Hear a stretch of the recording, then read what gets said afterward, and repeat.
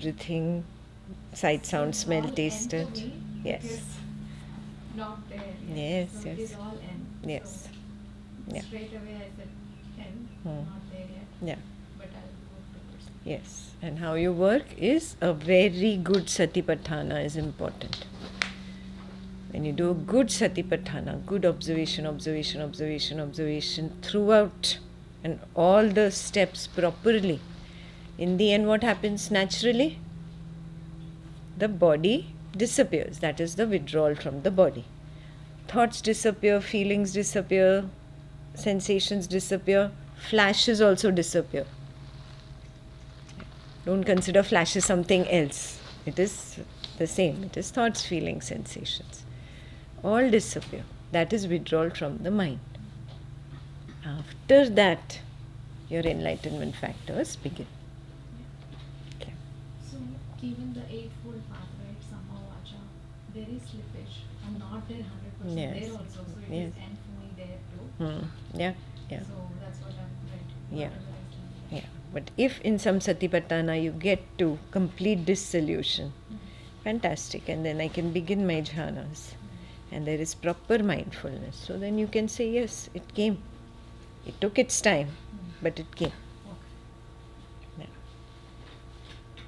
Yeah. That will happen back at home. I hope you're not expecting you're going to go into jhana 4 at home. It won't happen, huh?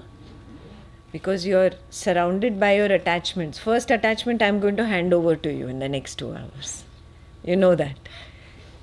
That only is going to bring up so many thoughts, feelings. Tsunami is going to come with one little gadget.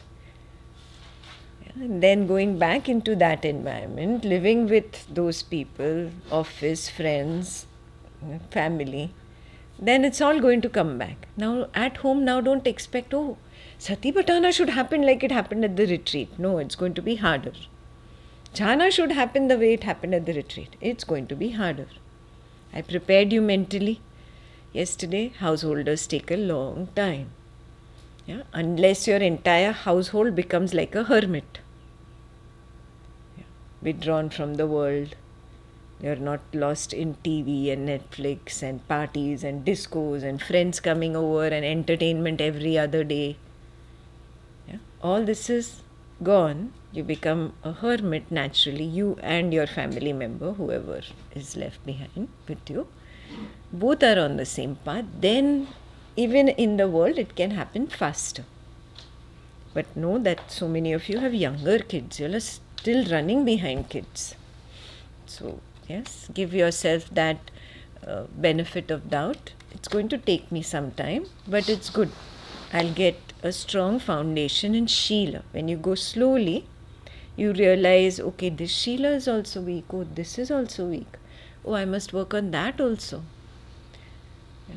So, it gives you time to identify your Sheela with the parent, with the progeny, with the spouse, with relationship to your work, with relationship to your friends. It gives you good understanding. I have these unwholesome aspects to deal with. That is very important. That usually a monk or a nun does not see. They live in ashrams, they live in the jungle, they live in a monastery. So they are already cut out from the world. So they see only what unwholesomeness comes up because of the food, because of the other nun or other monk. That's very limited. Yeah, they are not married to the other nun or monk and they don't have kids over there, correct? So they don't have that direct attachment that you have. And they also, if they manage to go back home, even for a couple of days and visit their parents, then what happens? The tsunami comes. And I've spoken to a monk here in the US. When he went back home, his father tried to convince him, now drop it, you've done it for a year and a half. This is crazy. Yeah? And he's actually on the strict monkhood kind of path where there is a place, you won't believe, there is a place in Dakota where you can go begging from home to home. they know that there are these monasteries here, and that community is some community that honors this. So it's strange. He told me, yes, we go from home to home. We get our food by begging.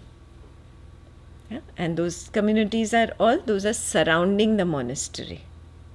So they made those arrangements, I think, long back. So it's a real Buddhist monastery. He lives there.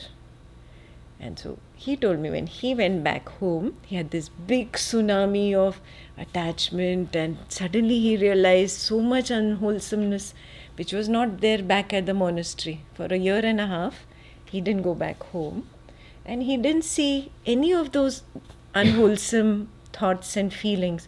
So he thought, I have reached, I have arrived. I am so good. Now I will go home and nothing will shake me. He came back shaken. He went home only for 3 days. Only 3 days. Immediately he came back. He said, I have a lot to work on. Yeah, so they don't get that exposure. So then they get even more engulfed by the unwholesomeness, and they start feeling very guilty that 1.5 years I made myself believe it's not about others. I fooled myself, thinking, I have reached there. So actually it is good. That's when I spoke to him, I realized, it is good that we are householders. We go back to this world. Yeah, and then when naturally dispassion happens to you, you're not so attached to money, and then naturally you feel you don't need to work so much. You've collected enough. This is good enough. And I live simple life. I'm frugal. So I can manage. So naturally the attachment to money goes. Naturally the attachment to running around, job goes. Or even passionate about getting a title. I want to be CEO. I want to be whatever higher management titles are. That is also lust. That also naturally when it drops away, then it is happening to you here in the samsara, in the world. And slowly it goes with children also. They are there. Just like my toys and teddy bear, I don't hate it, but I don't play with it. I'm not craving or averse to it. Suddenly you recognize the dangers of craving and aversion. That is very important. And then they are there, but there is no craving and there is no aversion. Anything that the kid does, the parent does, the spouse does is okay. Yeah, a natural dispassion is important. Please don't impose it on yourself. It will be like suppression. And then you'll fool yourself. I have reached there. No, you're suppressing. So it should not be a suppression. I hope that is clear.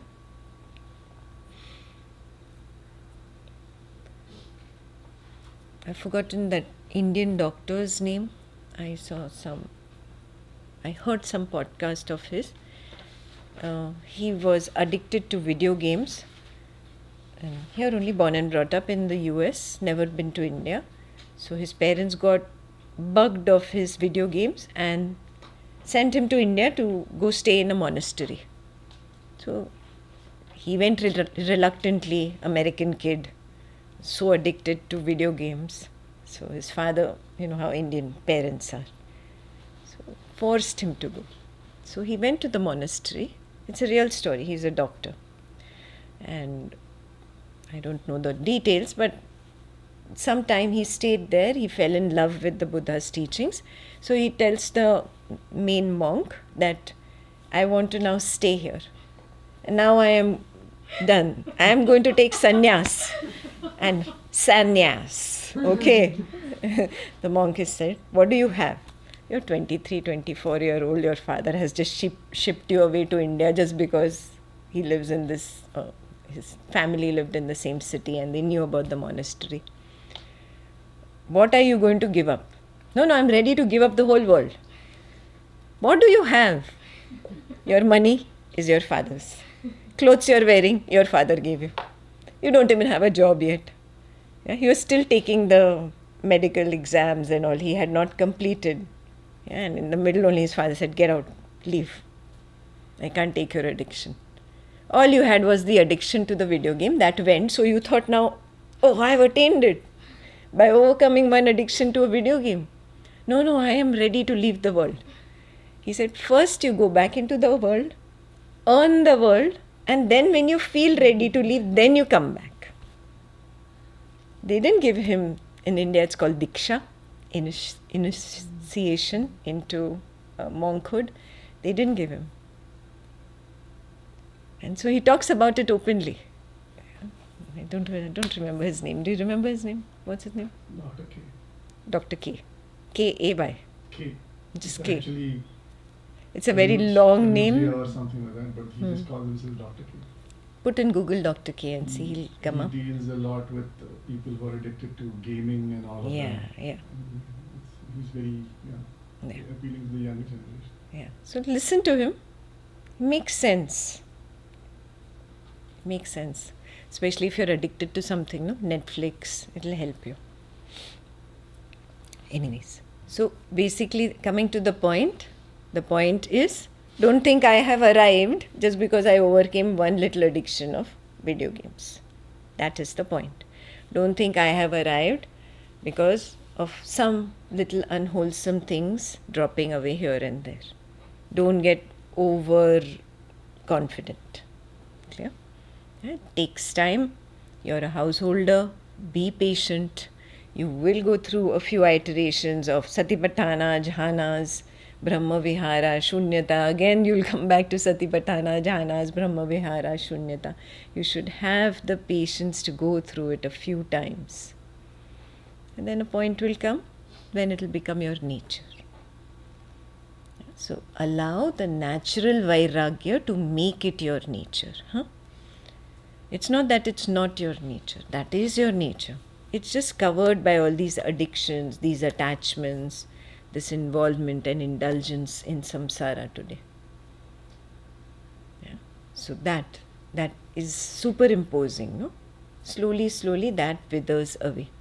And your core nature is revealed. Clear? And those who have a lot of dosha, remember you have to make double the effort once you go back home. Double. Yeah. Rago is easy. Dosho is not easy. Yeah. It takes time. In fact, your ego will retaliate and say, oh, drop it. Ekta doesn't know anything. Buddha didn't know anything.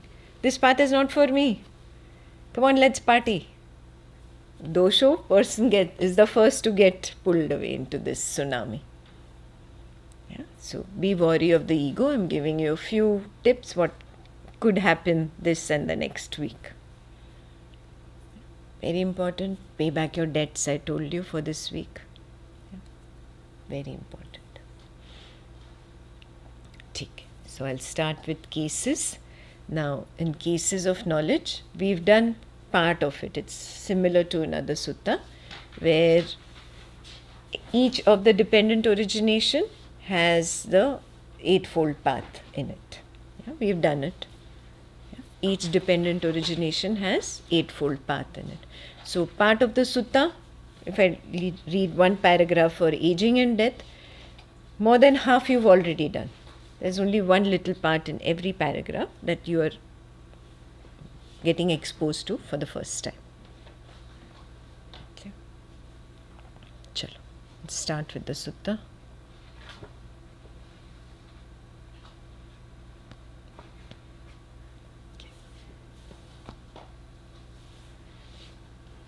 Samyutta Nikaya 12.33 Nanavuthu Sutta.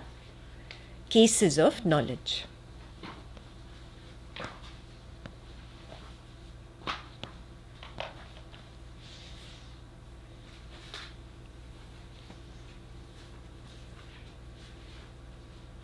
At Savatthi, Bhikkhus, I will teach you 44 cases of knowledge. Listen to that and attend closely. I will speak. Yes, Venerable Sir, those bhikkhus replied. The Blessed One said this, Bhikkhus, What are the 44 cases of knowledge? Knowledge of aging and death, knowledge of its origin, knowledge of its cessation, knowledge of the way leading to its cessation. I'll stop there. Look at your journal.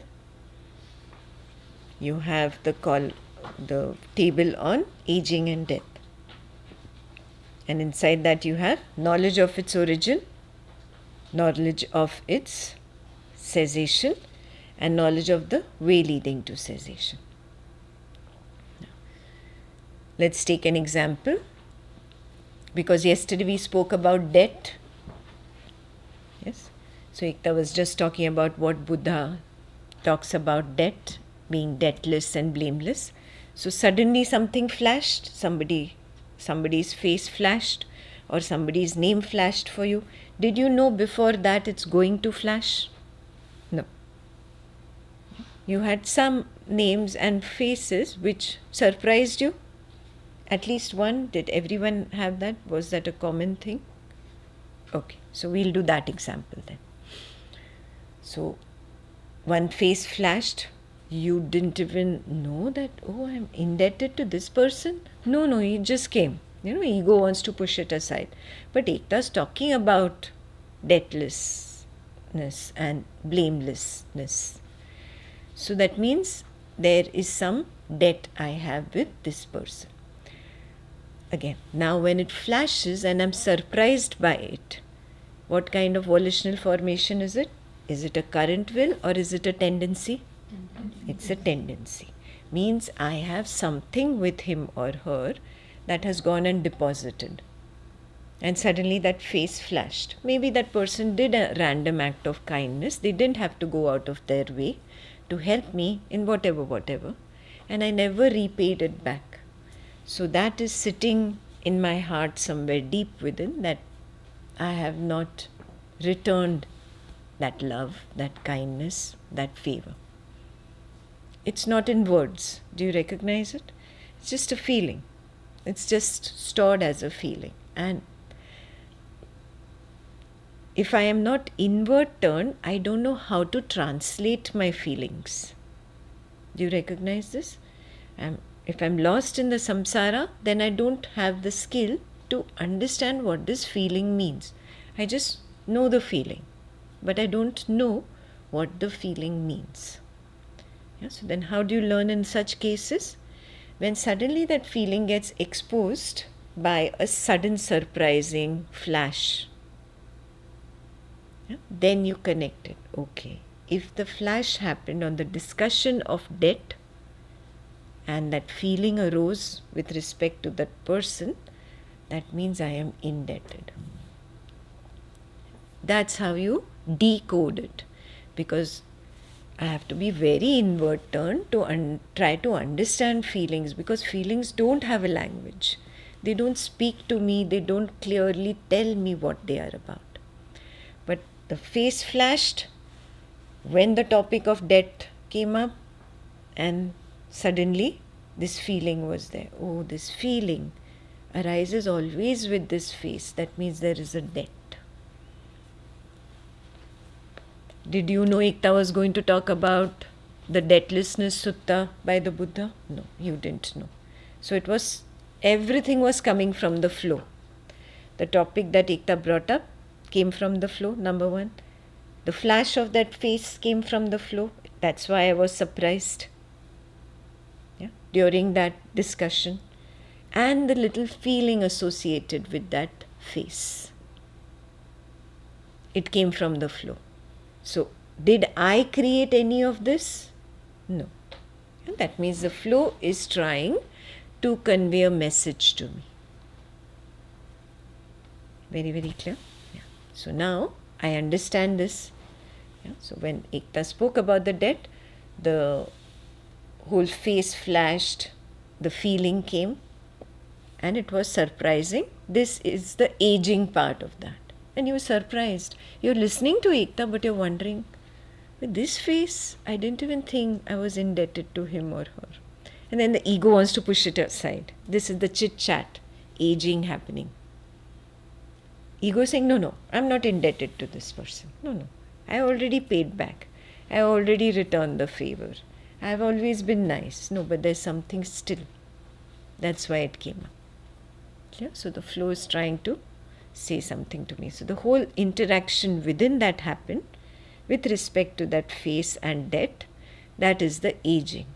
And finally, after the topic was over about deathlessness, death of that face happened, the flash was gone, I got back to my work. Maybe you started working in the one-on-one room and that was gone. So death of that topic happened. Where did aging and death originate from? The sudden birth of the flash. Did you do anything? No, it came from the flow. So you know, you have the knowledge of its origin. Do you recognize you have the knowledge very clearly? It suddenly came from the flow. That is the knowledge of the origin. So go back to your journal. You had in the aging and death table, if you had the knowledge of the origin, write a yes. Just a Y is sufficient. You don't need to write Y-E-S. Small columns, right? So even though it was not a samadhi sitting, even a discussion in a retreat takes you into the samadhi mode. No? So it's just an example for you to remember how to fill it back at home. So you had knowledge of its origin. Suddenly the flash came. That is how it originated. And it originated very clearly from the flow. I did not have a will in that moment. The flow suddenly flashed that face. Clear? Most of us had that, so it's a common example we can all write about. So knowledge of its origin. Then did you have the knowledge of the cessation? Do you remember when you stopped thinking about that? Yeah. So yes, I had the knowledge of the cessation. I was aware enough yesterday. I remember when I started writing the next dependent origination table, or when I started helping with the one-on-one room wrap up, or when I went to the restroom, whatever. That time I know the cessation of that flash happened. Now, do you know the way leading to the cessation? I'll read out and then see if it comes to you. It must come for your specific personal flash. Yeah? Your specific example. Don't create a story to fill the journal, please. It should be exactly what happened to you yesterday. Yeah?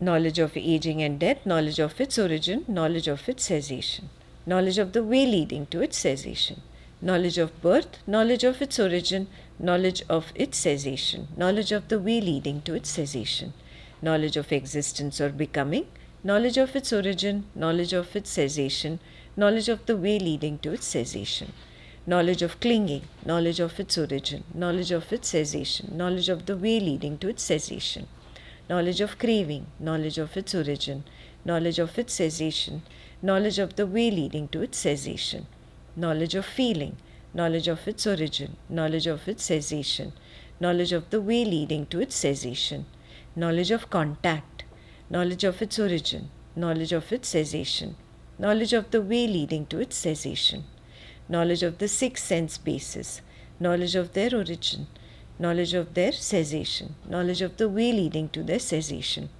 knowledge of name and form, knowledge of its origin, knowledge of its cessation, knowledge of the way leading to its cessation, knowledge of consciousness, knowledge of its origin, knowledge of its cessation, knowledge of the way leading to its cessation, knowledge of volitional formations, knowledge of their origin, knowledge of their cessation, knowledge of the way leading to their cessation. Pay attention, it ends at volitional formations. Do you recognize that? It did not go into knowledge of ignorance. It didn't say origin of ignorance. Is there an origin? Can I find out? No. Yeah. And how does ignorance cease? Once volitional formation ceases, ignorance ceases. So there is no point of even putting it there, and there's no way leading to it. Once volitional formations are covered, ignorance is automatically covered. Yeah? So that is why it's 44, not 48. Is that becoming clear? So knowledge of volitional formations, knowledge of their origin, knowledge of their cessation, knowledge of the way leading to their cessation. These bhikkhus are the 44 cases of knowledge. So look up, what did we do in this table? Each one has 4. Origin, cessation, and the path, the knowledge of the way leading to its cessation. Yeah, so that becomes 4. Aging and death itself, I have what knowledge of what aging and death is. I have knowledge of the origin of aging and death. Third, I have the knowledge of cessation of aging and knowledge of the cessation of aging and death. And fourth is the knowledge of the way leading to. Clear? Yeah, so it's 4 under each, and you have to stop at volitional formations, because the moment volitional formation has ceased, is there any ignorance left? No. So you don't need to attend to the last one. That's why it's 44, 11 into 4, 44. Yeah. That's why it's not 12 into 4, because you don't need to attend to ignorance separately. Once all this has ended, ignorance ends. That's why 44 and not 48.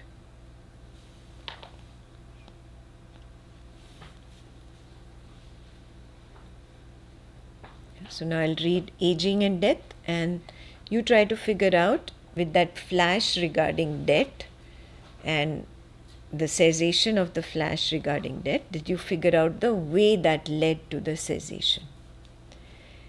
And what bhikkhus is aging and death? The aging of the various beings in the various orders of beings. Their growing old, brokenness of teeth, greyness of hair, wrinkling of skin, decline of vitality, degeneration of the faculties. This is called aging. The passing away of the various beings from the various orders of beings, their perishing, break-up, disappearance, mortality, death, completion of time, the break-up of the aggregates, the laying down of the carcass. This is called death. Thus, this aging and this death are together called aging and death. With the arising of birth, there is the arising of aging and death. With the cessation of birth, there is the cessation of aging and death. So you knew when the flash came, arising of birth, then the arising of all that chit-chat within, all that, no, I have paid back the debt, all that happened, that is aging, and then finally it died. It disappeared. Yeah, so why did it disappear? Cessation of birth led to cessation of aging and death.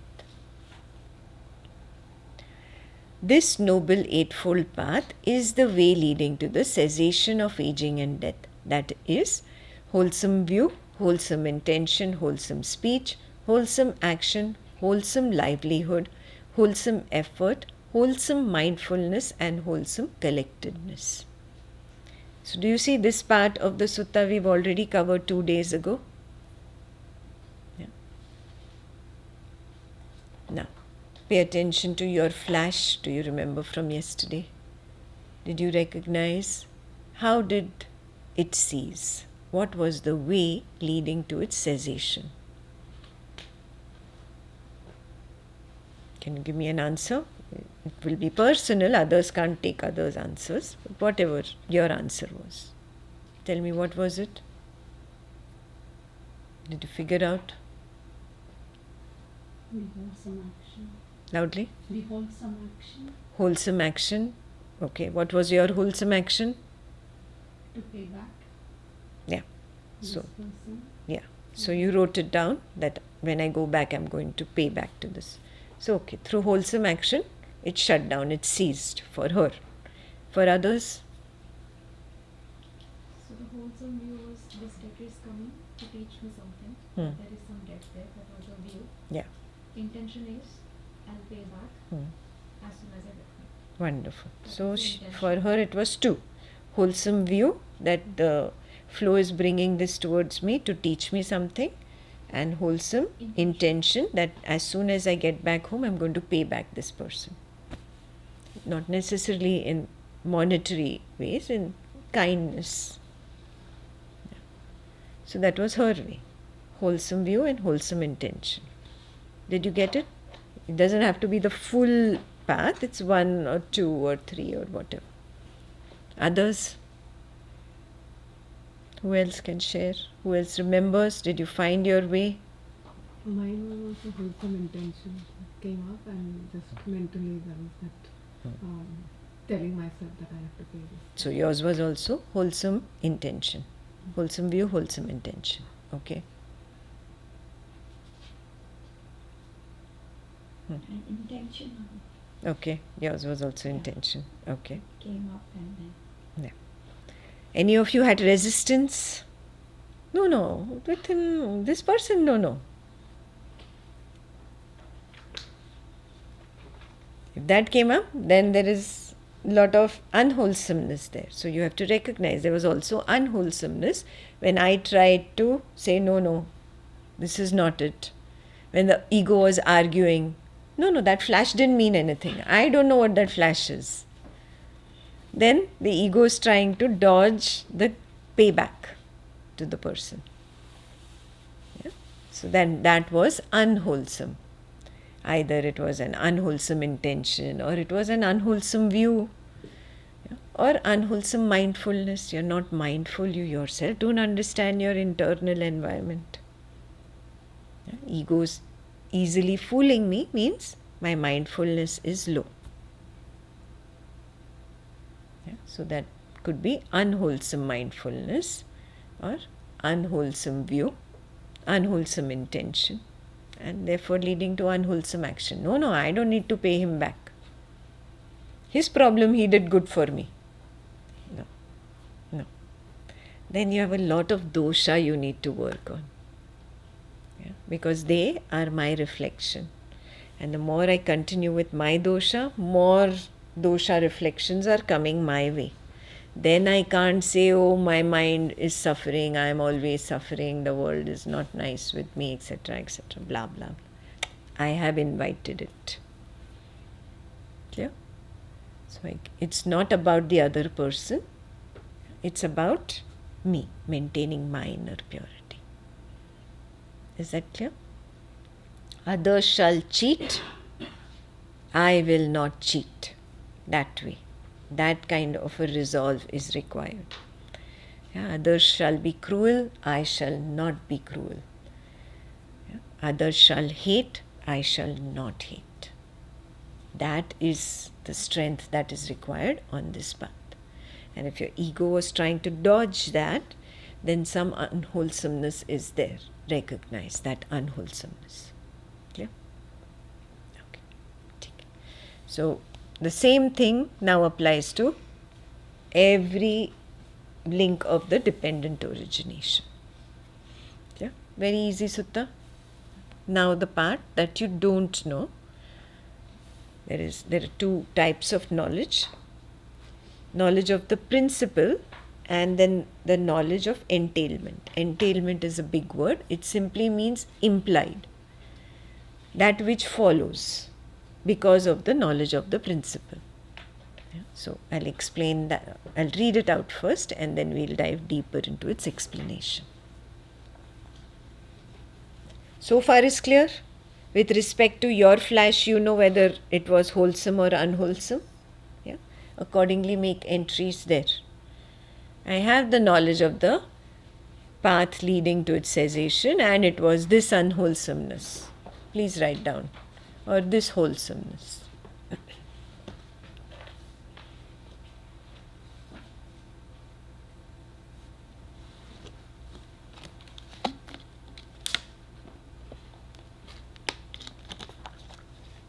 And don't fool yourself, that journal only you're looking at. Nobody else is looking. So if it was unwholesome and you were trying, the ego was trying to say, no, this just flashed. I don't know what flashed. Yeah? Ego is trying to dodge. Know that. Then it's fooling me. So my view is unwholesome then. unwholesome view and unwholesome intention follows.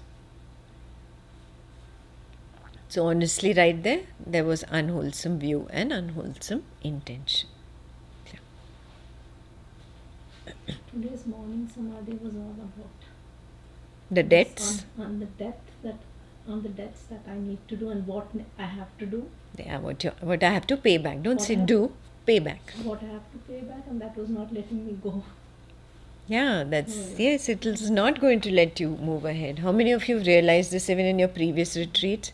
If you got stuck in samadhi, it was because of debts that were unpaid. Raise your hand so others know. So they know it from previous retreats. You will get stuck, you will not be able to go to the next step in samadhi. So do it for yourself. This week is the week of payback. Doesn't matter if it costs me thousands of dollars. I am going to pay back. They don't need to know. I'm not telling you to go tell them I'm paying back. You did this kindness 20 years ago. I was mean. You took care of me. You took care of my son or my daughter. Yeah. And I didn't even thank you enough. And thank you is not sufficient. They took care of your son or daughter for 2 days, 3 days. You were gone. Yeah, thank you is not sufficient. Go give them a shawl. Yeah, how rich are they going to become with your shawl, and how poor are you going to become with that much money? Then give them a good shawl, please. Don't buy them from the thrift store. Buy a good shawl. Feel the gratitude. He or she did this for me. With gratitude, give them that. Yeah? Never should you have debt. Simple. Never. And I told you in Jnana Sangha also, don't have debt. All this is donation stuff. Yeah? Biggest way to pay back is seva. I've told you that also. You're taking seva from the other volunteers. Even the homework document that you're reading is somebody else's seva. Yeah? He's done Jnana Dana for you. You have to also pay back through some or the other seva, so that you don't feel the pinch again and again and again. Clear? Okay. So be very clear. I have to pay back that debt. How much ever wholesomeness or unwholesomeness, whatever happened inside, I have the knowledge and I don't want this to affect my samadhi in the future. Okay, good. Now I'll read the paragraph on principle and entailment. Pay a little more attention. This is new for you. When bhikkhus, a noble disciple, thus understands aging and death, after you've understood its origin, its cessation, and the way leading to its cessation, this is his knowledge of the principle. Have you understood all of it with respect to how it happened in your personal example? Each one of you? So this knowledge that you have right now of the way the flash happened, the way it ended, wholesomeness came up or unwholesomeness came up in me, I have understood the principle of aging and death of that particular arising. Became clear? Yeah? It's the knowledge of the principle of aging and death.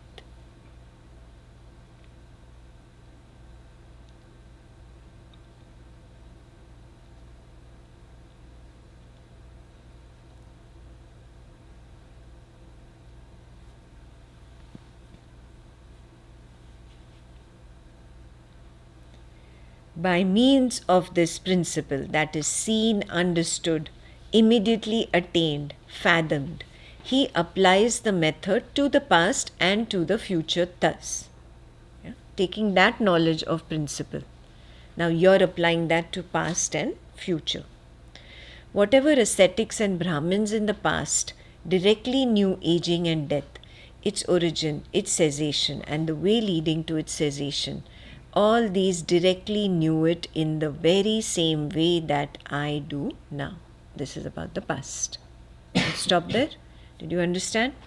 Just the way I understood right now. This is the way it originated. This is the way it ceased. The path was unwholesome or wholesome. I know the path. This is the knowledge of the principle of the aging and death of that one single flash that came. I've understood that principle. Now I'm applying it to everybody who has really worked hard to understand it, has understood it in this way in the past. Now he'll apply it to the future. Whatever ascetics and Brahmins in the future will directly know aging and death, its origin, its cessation, and the way leading to its cessation, all these will directly know it in the very same way that I do now. Very clear? This principle, the way I've understood it, is like a law. This law was understood and seen in the past, and it will continue to be understood and seen in the future. The law does not change for anyone. I drop the pen, I leave the pen, it is going to fall. The gravity will have the same effect on the pen now. It did the same in the past. It will have the same kind of effect in the future. Like that. This is an inner law. So when he meant principle, he meant it's a law that I have discovered.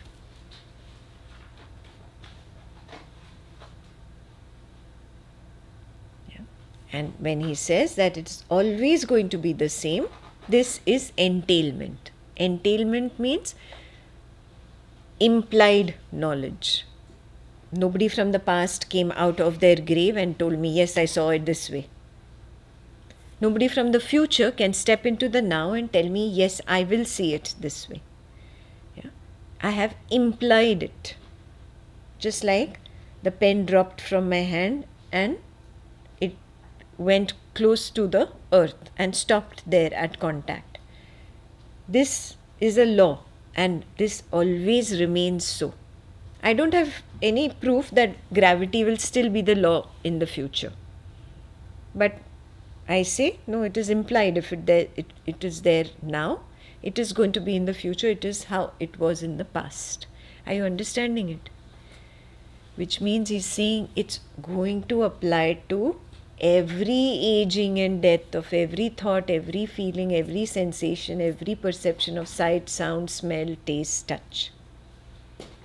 It applied in the past, it's going to apply in the future. That's the meaning of the two knowledges, knowledge of principle and knowledge of entailment.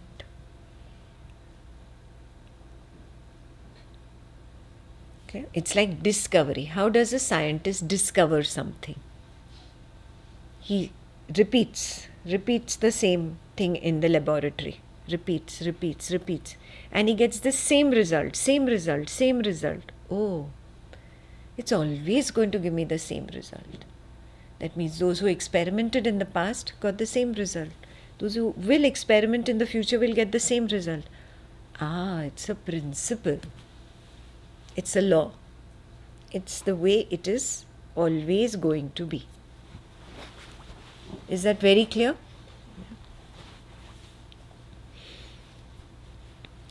So, the principle of aging and death will apply to every thought, every feeling. Why is this important? Tell me now that you understand this. I will be more aware in future. Correct. Yes, I will be aware, but there is a second caveat. Ego cannot say, no, that happened only with respect to that arising. It's not here. No, it is with every sight, sound, smell, taste, touch, thought, feeling, sensation. The ego cannot fool me. It applies to one and doesn't apply to the other. Do you see that? When I'm too attached and back at home, the ego wants to fool me. It can say, no, it doesn't apply to your attachment to your son and daughter. There you have true love. No. That's where you have to be warrior. Ego can fool me. Yeah. That is why understanding it as a principle is important. Understanding it as an entailment which applies both to the past and future is important. Yeah. So that the ego cannot fool me going forward.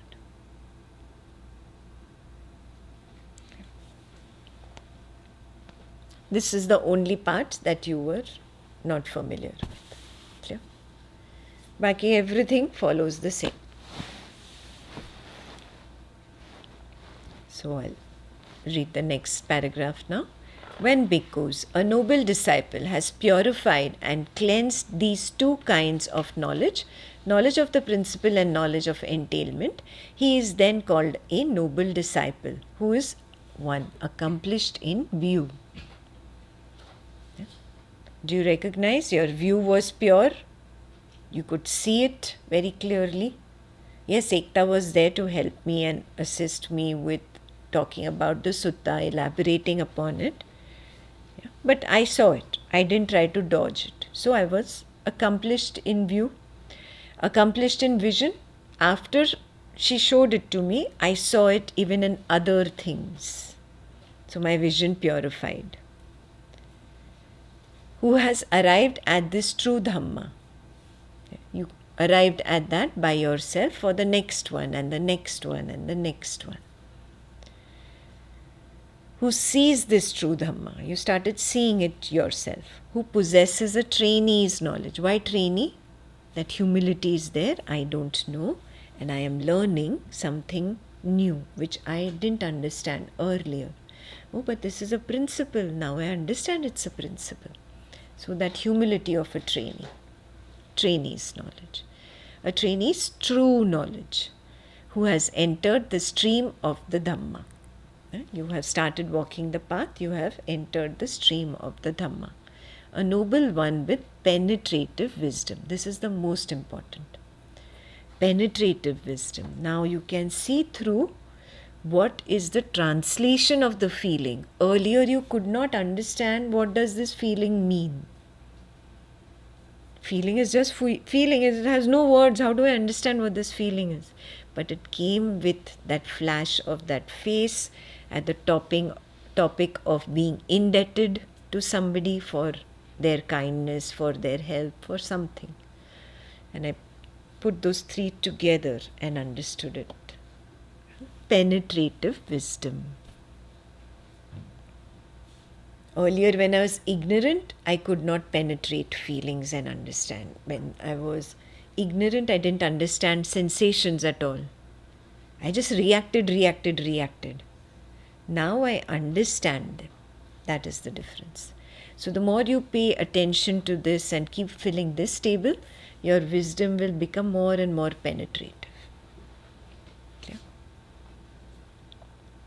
One who stands squarely before the door to the deathless. Basically, you're soon going to get over the fear of death, because you will lose that wrong view of I am the body and I am the mind. When that goes away, then you will enter the realm of deathlessness. Now you're just standing at the door of the death. The door has not opened yet. You've not stepped to the other side yet. Is that clear? Yeah. Okay. That's the only unique part in this sutta. Became very clear? Now can I go quickly through it, because repetition for each of the 10 remaining now. And what bhikkhus is birth? The birth of the various beings into the various orders of beings, their being born, descent into the womb, production, the manifestation of the aggregates, the obtaining of the sense bases. This is called birth. With the arising of existence or becoming, there is the arising of birth. With the cessation of existence or becoming, there is the cessation of birth. This noble eightfold path is the way leading to the cessation of birth. That is, wholesome view, wholesome intention, wholesome speech, wholesome action, wholesome livelihood, wholesome effort, wholesome mindfulness, wholesome collectedness. So, how did the birth of the flash happen? Ekta was talking about deathlessness, no? And I became the one, maybe I have a debt. The becoming happened and then the flash came. If you had not become that, would the flash come? No. This is very important to know. because she was talking about debt. Yeah. Debt at the kindness level, debt at giving back, paying back to the parents, to the friends, to family, to the Sangha. The paying back. When she was talking about it, I suddenly became the person who could be indebted. Yes? So because you became that, the flash came. Yeah? So the becoming was the birth of it. Yeah? Was the origin of the flash. Is that clear? How did it cease? How did the becoming cease?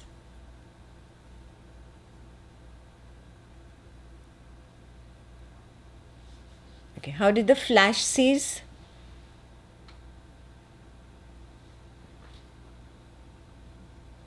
I went through its aging and death. Huh. So that flash ceased because I stopped becoming the one that is probably the indebted one. I already found the answer. Yes, I'm indebted to this, this, this. So I am probably the indebted one. That ceases the moment you move ahead and find the answer. It's not a probability anymore. I got the answer. This.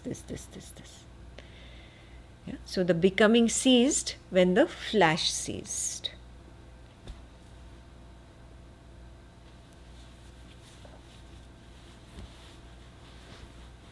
Okay, so I'll read ahead. When bhikkhus, a noble disciple, thus understands birth, its origin, its cessation, and the way leading to its cessation. This is his knowledge of the principle. So I'll stop there. What is your knowledge of the principle? The flash came when probably I thought I am probably indebted. The flash went when I found the answer whether I am indebted or not. What was the way leading to it? The way leading to it was accepting that there is a debt Correct. that is there. Correct. And I will not let that ego dodge it, and I'll pay back Yes. Yeah. whatever. Yeah, that is the rest. Yes, yeah.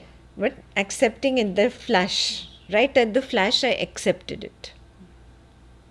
That's how the flash went. The flash will not go if you've not accepted it. Do you realize it? It'll again flash, again flash, again flash. How many of you seen this? Yeah, when you don't accept something, keeps flashing, keeps flashing, keeps flashing. It's knocking on your door. That. So the flash disappeared when I found the answer to my question of I am probably indebted. No, I am in debt. Yeah. It was wholesome mindfulness and wholesome view of what the flash is. By mindfulness, I didn't try to dodge it. That's why mindfulness. But if you really try to dodge the flash, please write that. Oh, I tried to dodge. Others might be mindful. I am not there yet. Please be honest. I tried to dodge the flash. I tried to say, no, I am good. I am holy. Then that holy ego had come up. Keep it aside. Don't try to dodge the flash in the future is the lesson that I learned from this. Okay. So when bhikkhus, a noble disciple, thus understands birth, its origin, its cessation, and the way leading to its cessation, this is his knowledge of the principle. By means of this principle that is seen, understood, immediately attained, fathomed, he applies the method to the past and to the future thus. Whatever ascetics and Brahmins in the past directly knew birth, its origin, its cessation, and the way leading to its cessation, all these directly knew it in the very same way that I do now. Whatever ascetics and Brahmins in the future will directly know birth, its origin, its cessation, and the way leading to its cessation, all these will directly know it in the very same way that I do now. That's the most important part. Highlight that part and keep. This is his knowledge of entailment. The very same way is the implied knowledge. implied from seeing the principle directly. Yeah.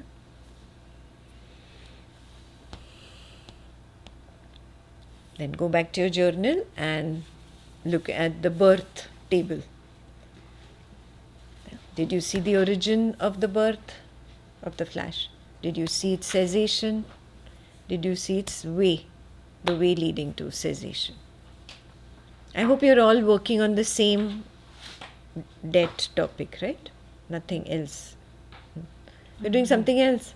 It'll get very difficult. That is why I'm struggling. Yeah, you Because shouldn't have for started. death, nothing flash. So then instead of manufacturing something, Huh.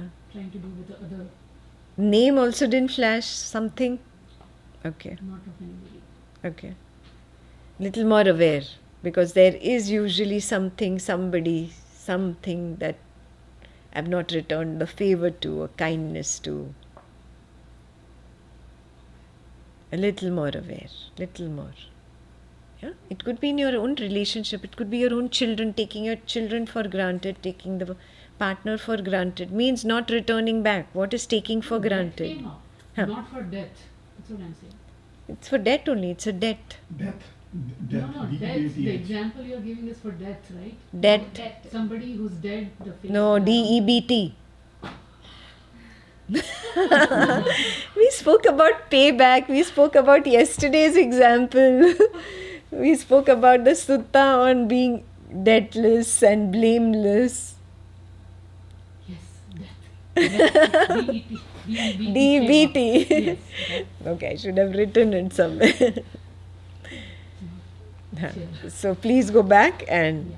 correct that. It's not death, it's debt. Debt. DEBT. So, Okay. fix everything now. Okay. I'll read ahead. When bhikkhus, a noble disciple, has purified and cleansed these two kinds of knowledge, knowledge of the principle and knowledge of entailment, he is then called a noble disciple who is accomplished in view, accomplished in vision, who has arrived at this true Dhamma, who sees this true Dhamma, who possesses a trainee's knowledge, a trainee's true knowledge, who has entered the stream of the Dhamma, a noble one with penetrative wisdom, one who stands squarely before the door to the debtless. This is deathless, that is debtless. There's a silent B there. Death and debt. The and the in Hindi. Okay. So you're very clear about birth, you're clear about the aging of that inner thing and the death of that particular flash. So now you're coming to becoming.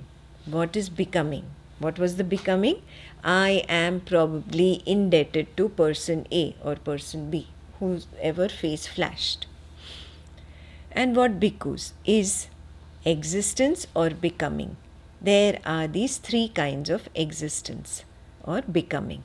Sense sphere becoming, form sphere becoming, or formless sphere becoming. This is called becoming or existence. With the arising of clinging, there is the arising of becoming. With the cessation of clinging, there is the cessation of becoming. I'll stop there. The moment Ekta was talking about, I need to pay back these debts, I need to take care of this, I had become the one I am probably indebted. Yeah. Why did that happen? Because I was clinging to this topic that was being discussed. Yeah. And this kind of a clinging is the good one. Remember, on the Advaita Vedanta path, we talk about the Atma Vasana. Why were you clinging? Because you want to purify, you want a good Shila. You want your good Shila to lead to a good Samadhi. So this is Atma Vasana, this is not Anatma Vasana in this particular situation. Atma means going inward. Anatma means going outward towards the material world.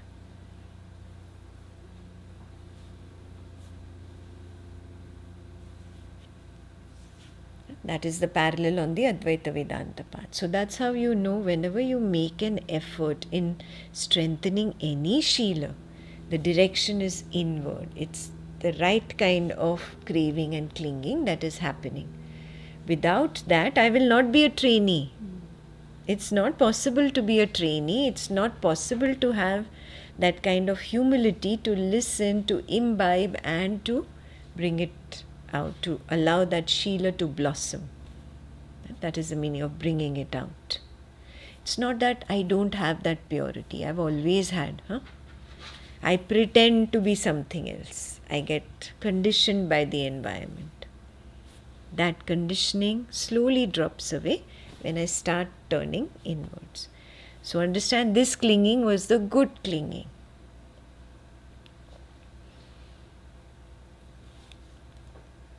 And remember, it came through the flow. It didn't come from I am craving because I am going to get something from this. It didn't come from personal greed. Yeah. The flow just brought up this topic. I didn't even know this topic is going to come up. Immediately the clinging happened towards this topic.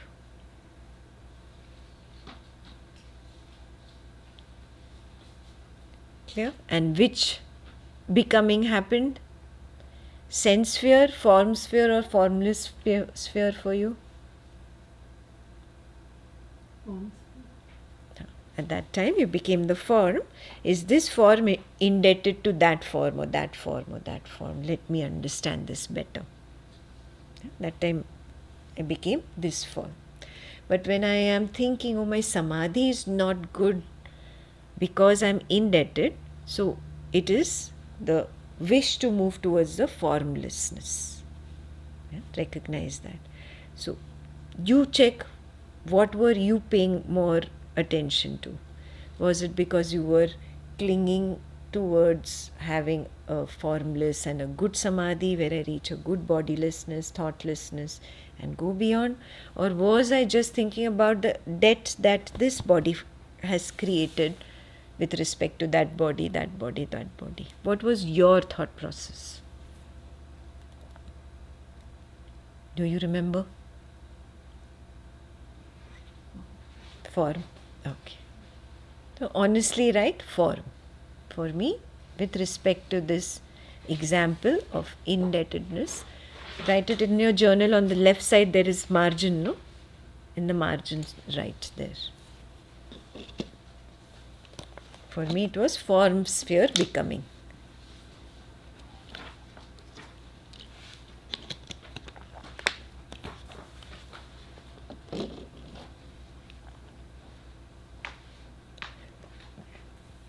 Sense sphere becoming will also be there in case you were unwholesome in it.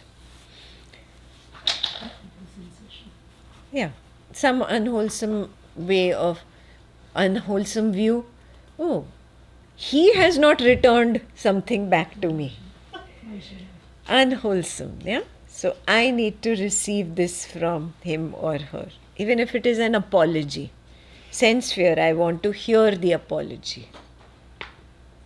So you can write an example just so that you know back at home what is the meaning of sense sphere over there. So usually if instead of applying to me, I start applying to another, I have moved towards the sense sphere becoming. And the sense sphere becoming, I want to hear the apology from him or her. So sense means their ear has come up.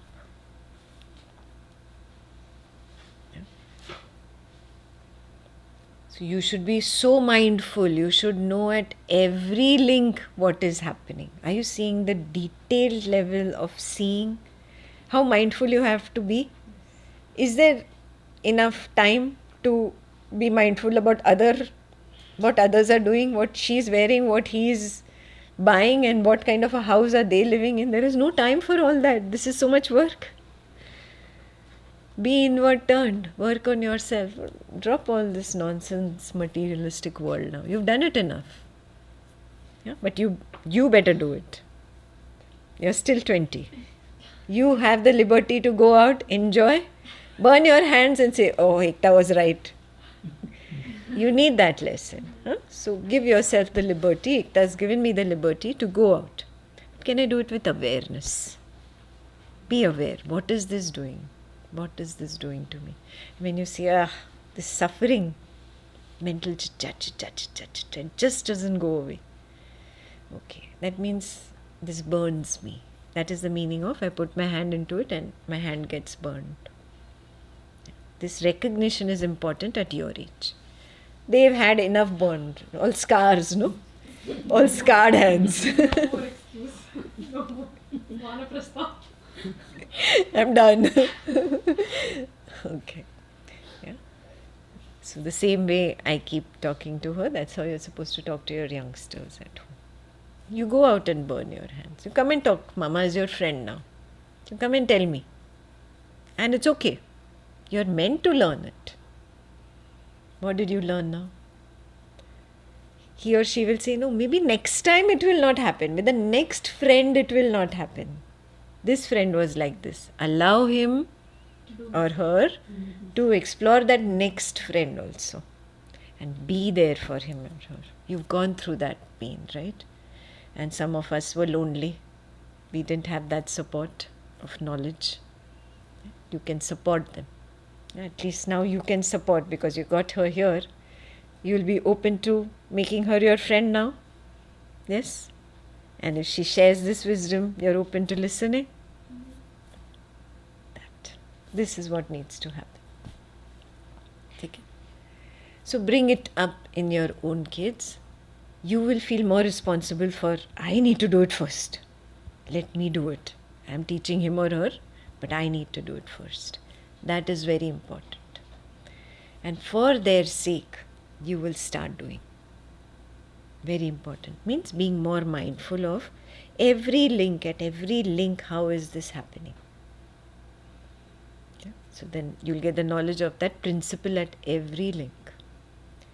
So where did we stop? Now I recognize it was a formed sphere becoming or a formless sphere becoming. I hope you wrote the example down. Huh. So in the sense sphere existence where I need to hear an apology, that's why that face is flashing. This is all ego saying to dodge it, right? Yes, the ego is trying to dodge it. So there, I think forgiveness is still pending. Correct. More forgiveness Correct. until that face Yes. does not flash. Yeah. Stop You might flashing. never receive that apology. Yeah. Yeah. Don't expect. You might kick the bucket. That might never come.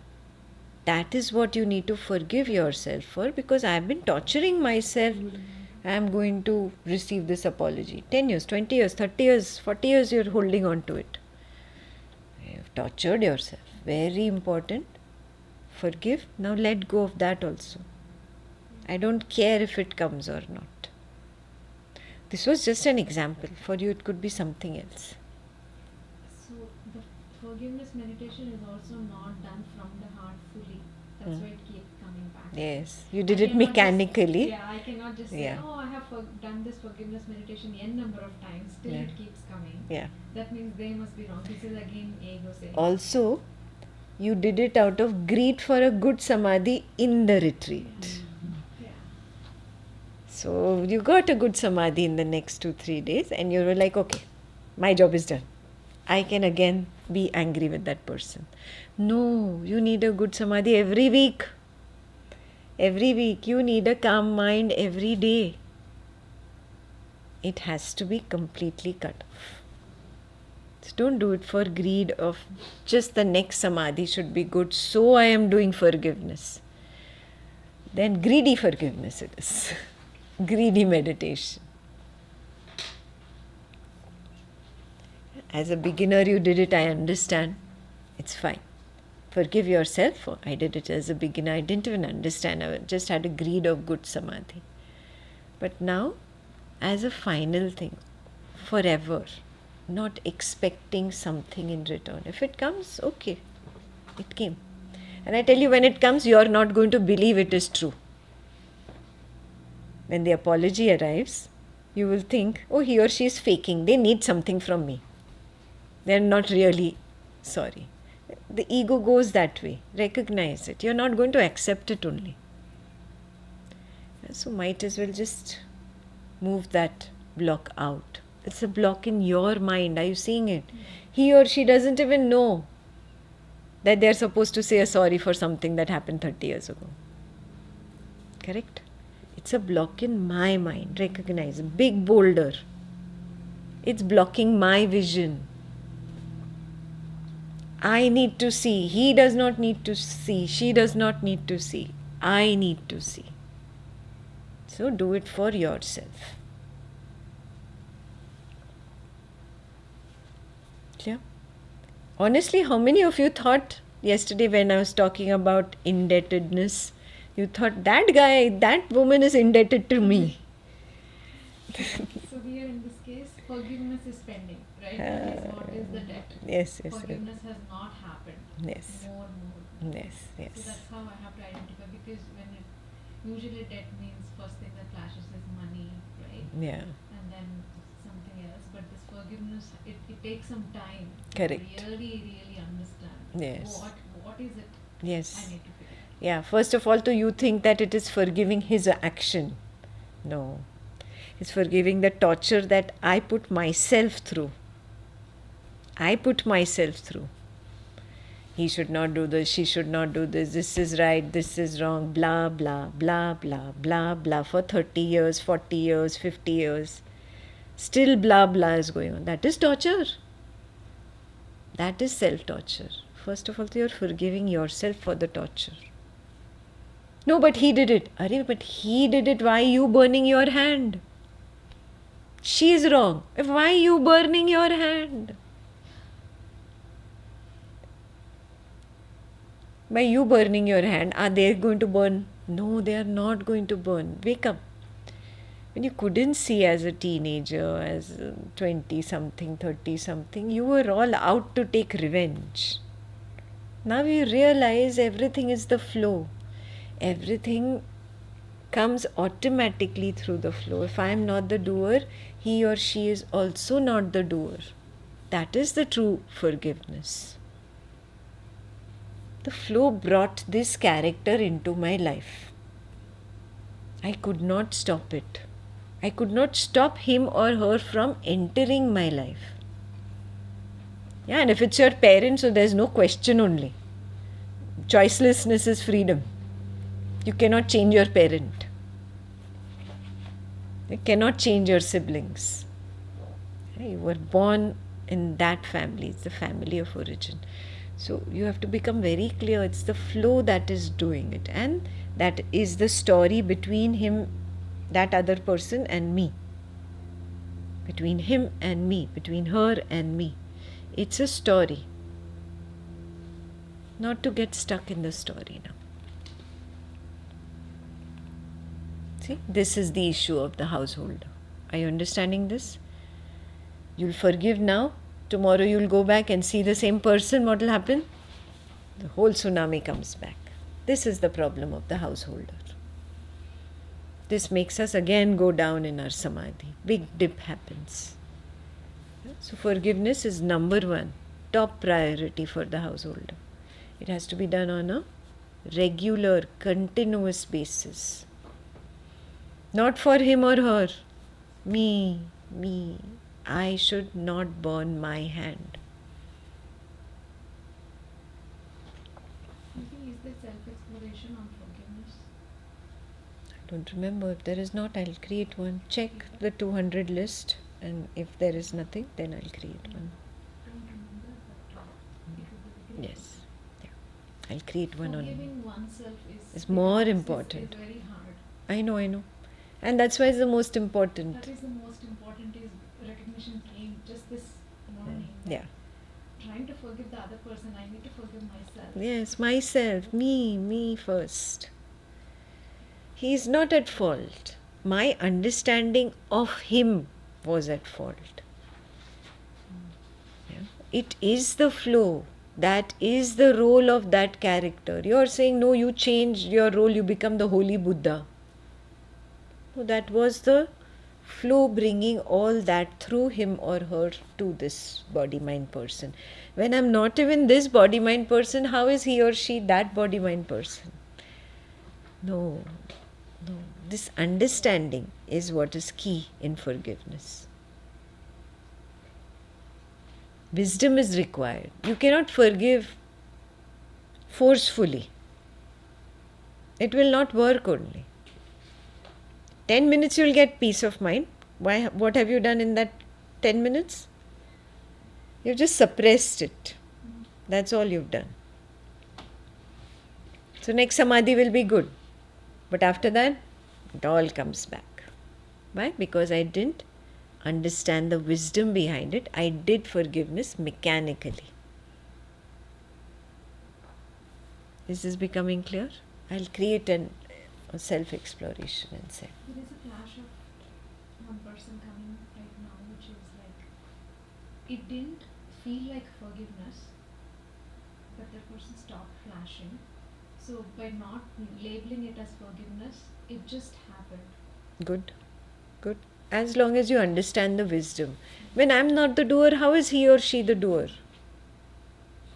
No, it was meant to happen. And you're bothered about small things. Think about people who go through rape, who go through murder attempts, who go through assaults. Yeah, think about that. You didn't go through something severe. It's such a little thing compared to that. And when you compare, then you see, oh, I'm just making a mountain out of a molehill. I'm exaggerating. Well, this is emotion. This is the job of emotion. Emotion is doing this. Can I get the emotion out? Understand, I am not the doer. He is not the doer. She is not the doer. Now, I am not the experiencer. He is not the experiencer. She is not the experiencer. Some story has to play on the screen. It was this story. Very clear? Yeah. So then you'll get over even strong traumas from childhood, years ago, that you have stored, because at that age you didn't understand what they are, right? You tend to store these traumas, and then they come someday and they become a part of your nature, and you don't even know why you behave like this with that person, or that person's fear you have taken and superimposed on the other person. Oh, he did this to me, I know you're also going to do that to me. Then you have trust issues with this person, but what are you doing? You're superimposing a trauma from that person to this person. Do you see how complicated sankharas can become? And then I start seeing the world through those colored glasses, and I think everybody is bad. Everybody is bad. You know such people in your environment, no, who are embittered towards the world? And they're always sullen, morose, angry, upset at the world. They just need one trigger and they'll start screaming, cussing, hating. You know such people? That they've taken one trauma from early years when we didn't understand trauma. They've taken that and they've superimposed on everyone. The whole world is like this. The whole world is out to attack me. Everybody is a bad person. This is so complicated what sankharas can do. You don't want to get to that level, right? You'll have a permanent pout. You'll never be able to get rid of that pout. Your face will show. Do you see? Their face has become like that. It's always angry. Even when they're smiling, it doesn't look like they're smiling in the photograph. It looks like they're angry in the photograph. Or they're sad. Why? Because this sankhara is so complicated, it can really become my view of the world. That is an unwholesome view. Because I didn't understand reality. Yeah. That's why I feel sankhara should be taught at school level. So children start talking about their traumas to their parents. At school level, teachers should tell the kids that go home and talk to your parents if something has happened with your friends, somebody's punched you, somebody said bad things to you, and now you're feeling bad about yourself. This is a trauma. Yeah, first it starts with little just self-esteem issue, and then it multiplies. Have you seen that? It becomes your personality. then it's too late in adulthood. This should be taught at school level. And that's why I tell parents, become friends with your kids. Clear? So this is what form sphere becoming does. This whole explanation was for form sphere becoming. Do you see such things have happened to you also? Can you relate? That is something you must work on. Clear? If something flashed, please make a note for yourself. I need to work on this. Take a minute to write down.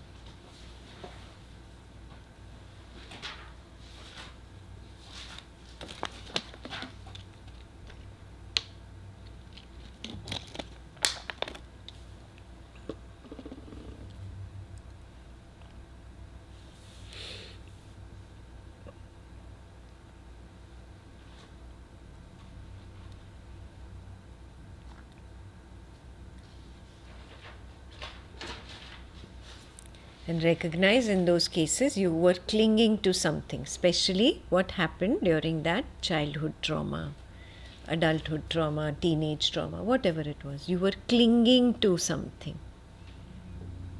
Very important to see. That's why the form sphere becoming happened.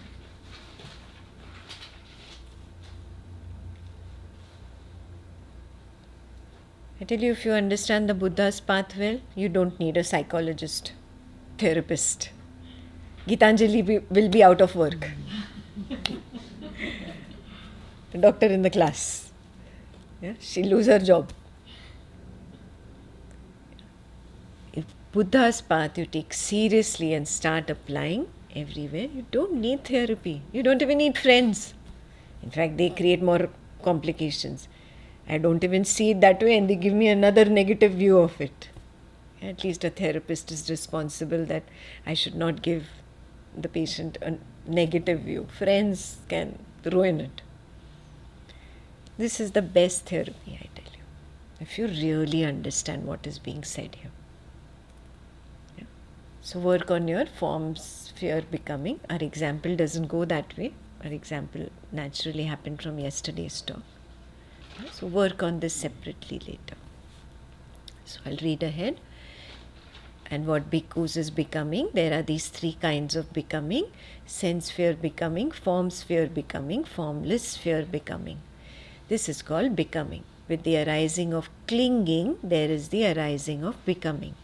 With the cessation of clinging, there is the cessation of becoming.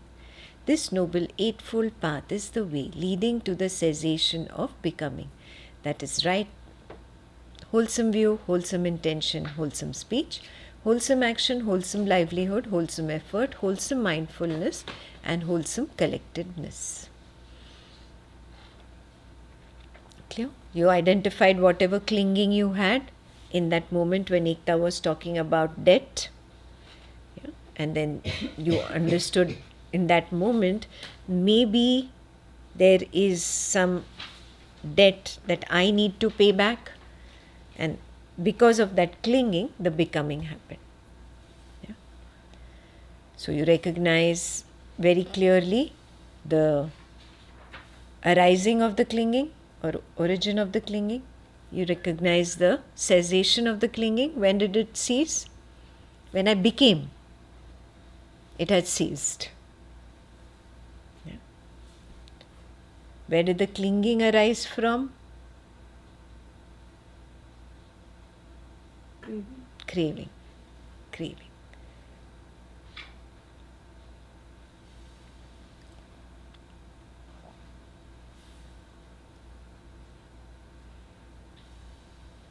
And because this was in the right intention, right direction, I wanted my samadhi to be good, yeah, or I wanted to pay back the debts that I have, the intention was clean, so it is a clean craving, a craving that is moving towards the intention of how can I better my samadhi, how can I strengthen my shila. And that's how you understood its origin.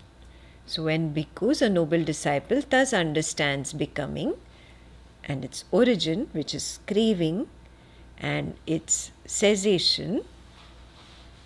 Its origin will be clinging here for becoming, its cessation and the way leading to its cessation.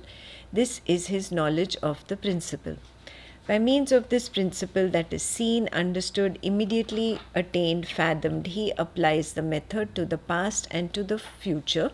Thus, whatever ascetics and Brahmins in the past directly knew becoming, its origin, which is clinging, its cessation, which is becoming, which is the birth, that is the flash, and the way leading to its cessation, the way leading to becoming, to the cessation of becoming, is naturally the wanting to really pay back the debt if there has been something. So, the wholesome view. All these directly knew it in the same way that I do now. Whatever ascetics and Brahmins in the future will directly know becoming or existence, its origin, which is clinging, its cessation, which is birth of the flash, and the way leading to its cessation, the wholesome view. All these will directly know it in the very same way that I do now. This is his knowledge of entailment.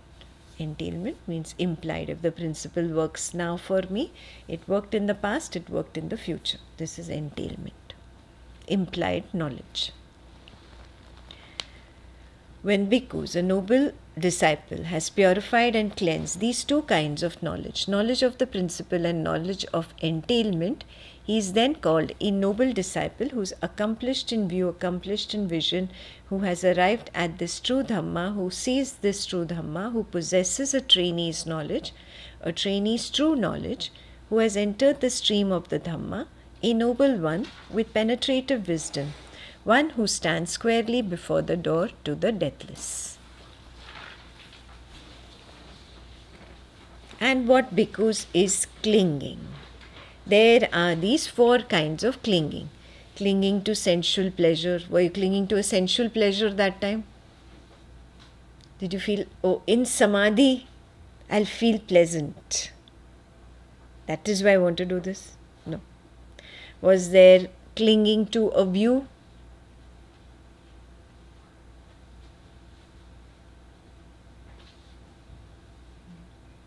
My samadhi will be better with good Sheela. So there is clinging to the view. It's a wholesome view, but there is clinging. Please understand that. Clinging to rules and vows. Maybe for somebody a vow came up. My vow is to, others will cheat but I will not cheat. So then you clung to that vow. Yeah. Those who have taken the vow. If you've not taken the vow, there was no clinging to it. Clinging to a doctrine of the self. I need to pay back. Did that happen? You check what happened in your thought process.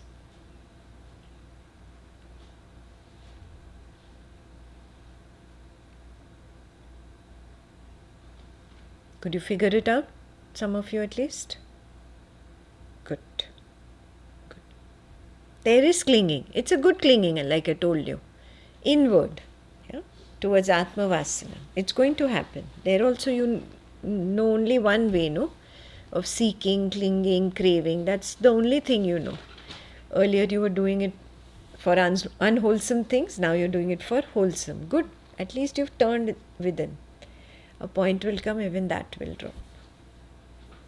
Clear? But that's not happened yet. So be honest and write down.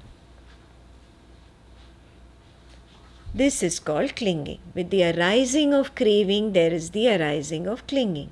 With the cessation of craving, there is the cessation of clinging.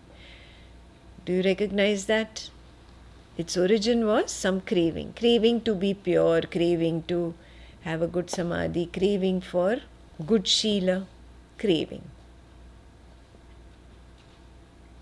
Craving to be like the others in the Sangha. When your attention keeps going to others, that's how you know I want to be like the others. That is also a craving. And that's okay. That's okay. It's wholesome. It's in the wholesome direction. So please find yours right now, otherwise the ego will dodge it later. Don't think I'll do it later. You know that, right? If something flashes the moment Ekta explains, that means it came back from the flow. Yeah. When I say I'll do it later, the intention is, let me find a way to dodge this. It was more craving to get rid of the mental chit-chat. Good. So that is what you write. I was craving to get rid of the mental chit-chat. See, that is honest. That is honesty. She's telling you honestly what was her craving. You check what was your craving when Ekta brought up that sutta on becoming debt free. What was your craving? So with the arising of craving, there is the arising of clinging. With the cessation of craving, there is the cessation of clinging. This noble eightfold path is the way leading to the cessation of clinging. That is wholesome view, wholesome intention, wholesome speech, wholesome action, wholesome livelihood, wholesome effort, wholesome mindfulness, and wholesome collectedness. So how did that clinging cease? What happened? What does clinging become? Becoming. So that's how it ceases. It transforms. Imagine it's like, you played that race in school that I run from here to there, I hand over the baton to her. Then she runs from there to there and she hands over the baton to her. That's how it's the baton going. The moment I hand it over to her, the clinging ends. But then becoming has begun. Now she has to go and hand the baton to her. Becoming has begun. It will end when birth takes over the baton. It's like that. Yeah. So that's becoming clear. Yeah. So now, how did the clinging end? In becoming. How did it begin? In the craving. Very clear?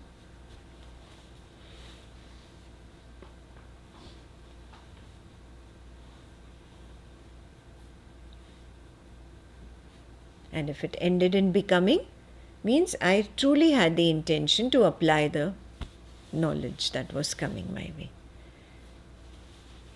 Even though it is becoming, it is a good becoming. I became a good disciple, a true trainee, that way.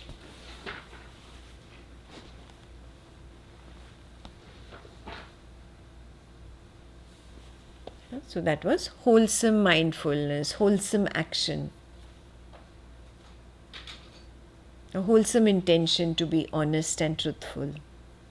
It could be one of them, or 2, 3, 4. You check what of the eightfold path happened for you. And accordingly, you will fill the journals after this. When bhikkhus, a noble disciple, thus understands clinging, its origin, its cessation, and the way leading to its cessation, this is his knowledge of the principle. By means of this principle that is seen, understood, immediately attained, fathomed, he applies the method to the past and to the future thus. Whatever ascetics and Brahmins in the past directly knew clinging, its origin, its cessation, and the way leading to its cessation, all these directly knew it in the very same way that I do now. Whatever ascetics and Brahmins in the future will directly know clinging, its origin, its cessation, and the way leading to its cessation, all these will directly know it in the very same way that I do now. This is his knowledge of entailment. When bhikkhus, a noble disciple, has purified and cleansed these two kinds of knowledge, knowledge of the principle and knowledge of entailment, he is then called a noble disciple, who is accomplished in view, accomplished in vision, who has arrived at this true Dhamma, who sees this true Dhamma, who possesses a trainee's knowledge, a trainee's true knowledge, who has entered the stream of the Dhamma, a noble one with penetrative wisdom, one who stands squarely before the door to the deathless. Clinging is clear? Craving now. And what bhikkhus is craving? There are these 6 classes of craving. Craving for forms, craving for sounds, craving for odors, craving for tastes, craving for tactile objects, craving for mental phenomena. Pause there. What was your craving for?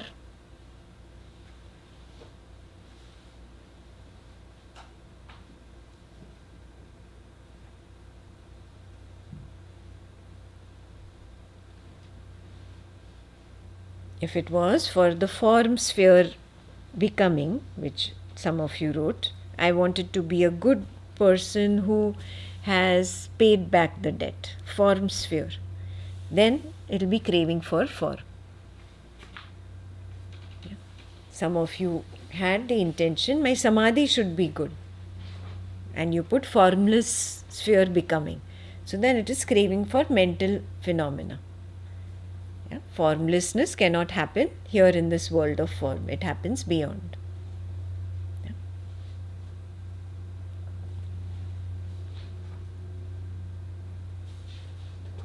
So this was related to our topic on debt, yeah, and payback of the debt. So that is why only these possibilities are there. If there was chocolate ice cream and sex and intention to sing a song, intention to say some critical words to somebody in the family, then all these sight, sound, smell, taste, touch craving will come in. Yeah? Because we are speaking about exactly what happened to all of us yesterday, so that we could have a pertinent example. Only these two possibilities are there. Okay? Unless you went that ego way, he should say a sorry to me. If you went that way, then there is craving for sound. Yeah. If you went that way, please honestly write it down. I was craving for his apology. That means it was sound for me.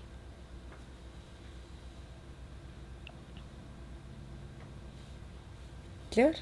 This is called craving. With the arising of feeling, there is the arising of craving.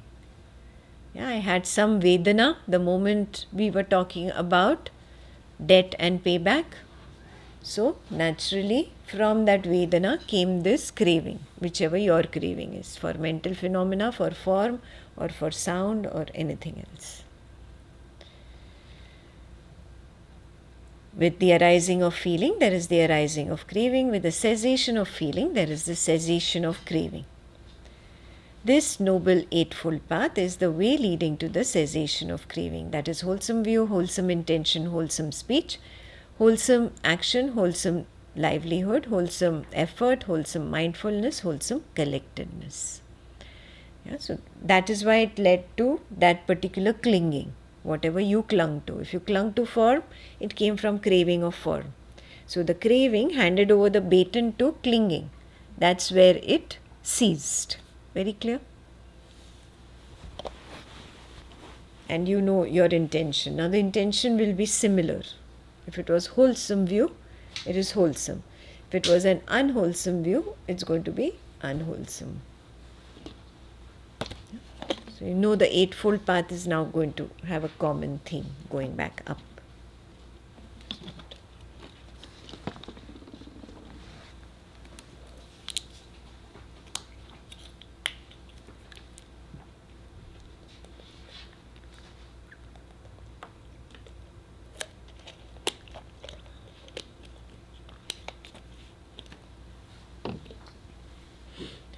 When bhikkhus, a noble disciple, thus understands craving, its origin, its cessation, and the way leading to its cessation, this is his knowledge of the principle.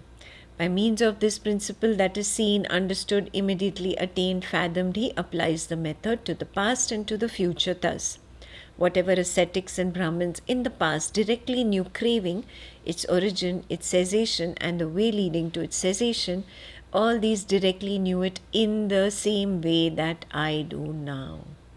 Whatever ascetics and Brahmins in the future will directly know craving, its origin, its cessation, and the way leading to its cessation, all these will directly know it in the very same way that I do now.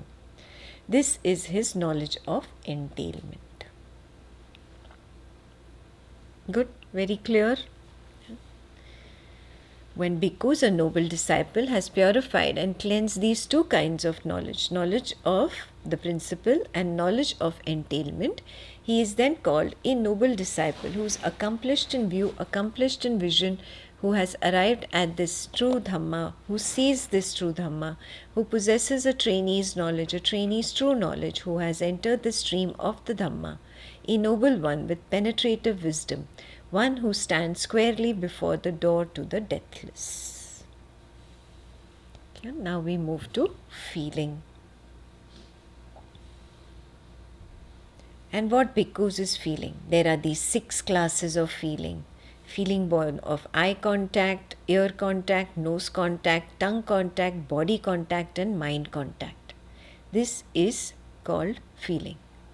So it totally depends on what your answer was in craving. So tell me, if it was expecting an apology, it's going to be already the ear contact has happened. I'm imagining the apology coming already. Do you recognize it? If it is really the intention of paying back, I want to be a good sadhak, a good trainee. So that was form for you. Yeah. So the contact is with what? Body. Yeah. But idea of a form can be an image. An image. If there was the image of me paying back to somebody, then contact has happened at eye consciousness level. If I was just thinking about the sound, I have to give back to somebody in good words. They were kind to me. Can I just be kind? Can I appreciate this person's effort? I don't know how you were thinking, right? So I have to give you different examples. And that is ear contact. If you were really planning to gift the person and you saw the gift instead of seeing anything else, yeah, and you were holding the gift, touching the gift, whatever, you felt you're giving a shawl, for example, giving a shawl, you felt the touch of that, then it is body contact. Or if it was just a mental phenomena, something, mental phenomena, just something but you didn't have a picture, you didn't have a form, then it's just a mind contact, just at a thought level or a feeling level, if you had the bhava. That is mind contact. So you know your personal answer there.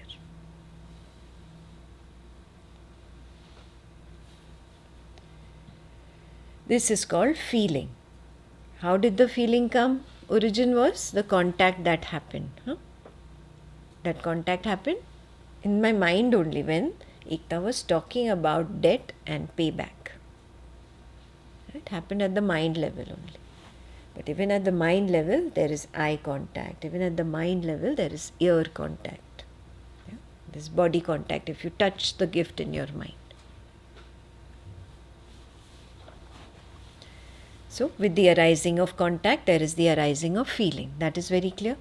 With the cessation of contact, there is the cessation of feeling. Yeah, basically, the baton passed on from contact to the feeling, then you forgot about the contact. You forgot about holding that shawl in your hand. Now you are with that feeling. Maybe gratitude came up for you. Maybe Vedana came up. Oh, I didn't pay this person back. Yeah. Unpleasantness can come up because of that. So you observe when the baton was handed over. Yeah. Did I recognize that? From contact to feeling. So with the arising of contact, there is the arising of feeling. With the cessation of contact, there is the cessation of feeling. This noble eightfold path is the way leading to the cessation of feeling. That is wholesome view, wholesome intention, wholesome speech, wholesome action, wholesome livelihood, wholesome effort, wholesome mindfulness, wholesome collectedness. So again, you had a wholesome view or you had wholesome mindfulness. That's how this train is going down. When bhikkhus, a noble disciple, thus understands feeling, its origin, its cessation, and the way leading to its cessation, this is his knowledge of the principle. By means of this principle that is seen, understood, immediately attained, fathomed, he applies the method to the past and to the future thus. Whatever ascetics and Brahmins in the past directly knew feeling, its origin, its cessation, and the way leading to its cessation, all these directly knew it in the very same way that I do now. Very important. Whatever ascetics and Brahmins in the future will directly know feeling, its origin, its cessation, and the way leading to its cessation, all these will directly know it in the very same way that I do now. This is his knowledge of entailment. When bhikkhus, a noble disciple, has purified and cleansed these two kinds of knowledge, knowledge of the principle and knowledge of entailment, he is then called a noble disciple who is accomplished in view, accomplished in vision, who has arrived at this true Dhamma, who sees this true Dhamma, who possesses a trainee's knowledge, a trainee's true knowledge, who has entered the stream of the Dhamma, a noble one with penetrative wisdom is very important there. One who stands squarely before the door to the deathless. Yeah, it's penetrative to see the contact and related to the feeling. Yeah, because feeling doesn't talk to me. So I understand from where the baton came to feeling and from feeling where it was handed ahead. This is the way I start understanding feeling, penetrative wisdom. Yeah. Feeling does not come in words, it does not explain itself to me.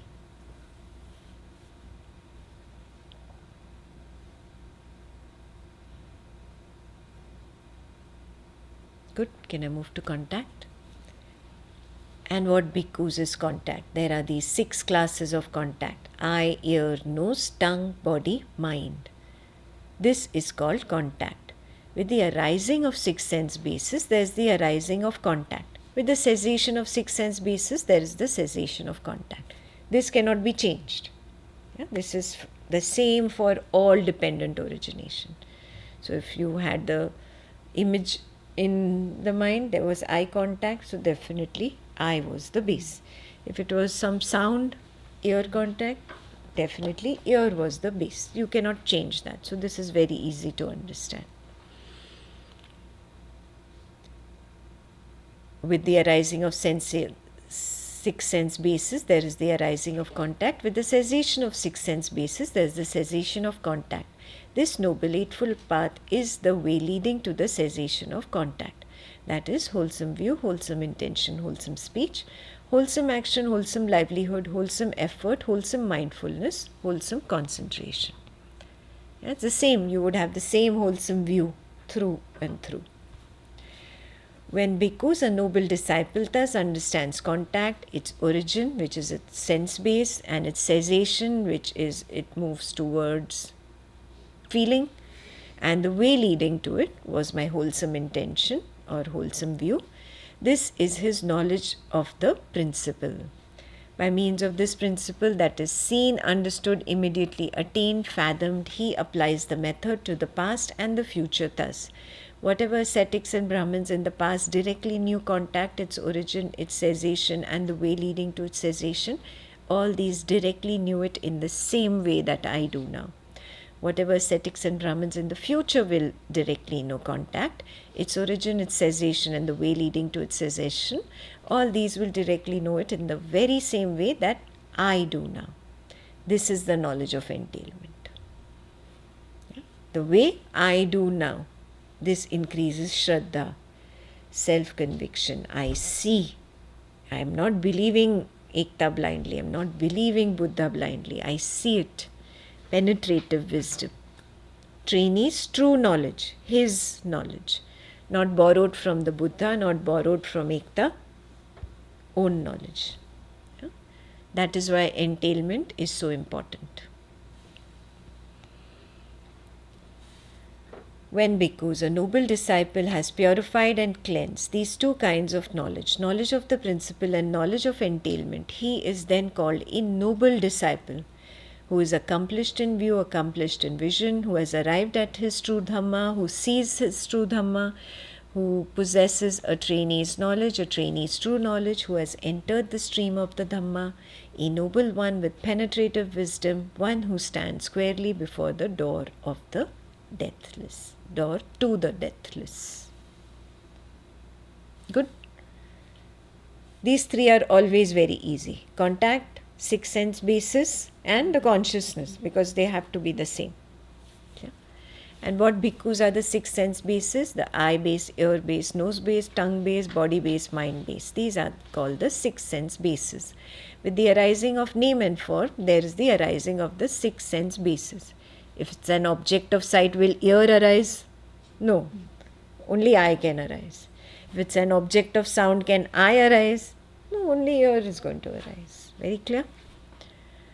With the arising of name and form, there is the arising of six sense bases. With the cessation of name and form, there is the cessation of six sense bases. This noble eightfold path is the way leading to the cessation of six sense bases. That is wholesome view, wholesome intention, wholesome speech, wholesome action, wholesome livelihood, wholesome effort, wholesome mindfulness, and wholesome collectedness. When bhikkhus, a noble disciple that understands six sense bases, its origin, its cessation, and the way leading to its cessation, this is his knowledge of the principle. By means of this principle that is seen, understood, immediately attained, fathomed, he applies the method to the past and to the future thus. Whatever ascetics and Brahmins in the past directly knew six sense bases, its origin, its cessation, and the way leading to its cessation, all these directly knew it in the very same way that I do now. Whatever ascetics and Brahmins in the future will directly know six sense bases, its origin, its cessation, and the way leading to its cessation, all these will directly know it in the very same way that I do now. This is his knowledge of entailment.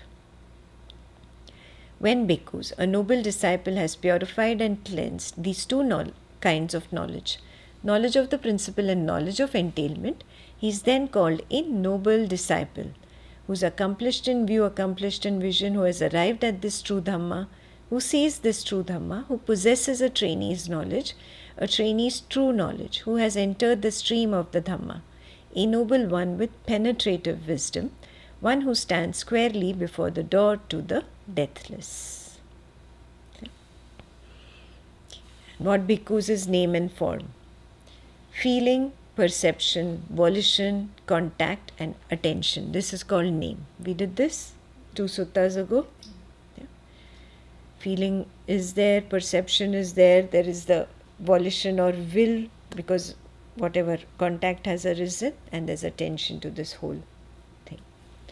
This is called name. The four great elements and the form derived from the four great elements, this is called form. Earth, water, fire, and air are the four great elements. Thus this name and this form are together called name and form. With the arising of consciousness, there is the arising of name and form. With the cessation of consciousness, there is the cessation of name and form. One cannot arise without the other. This is the only difference between the others. The baton was being handed over. Here the baton is shared. We both are holding the baton together. I am consciousness, you are name and form. We are both holding the baton together. We did 2 suttas on this. You remember very clearly? Yeah, sheaves of reed and the N11, Kevata Sutta.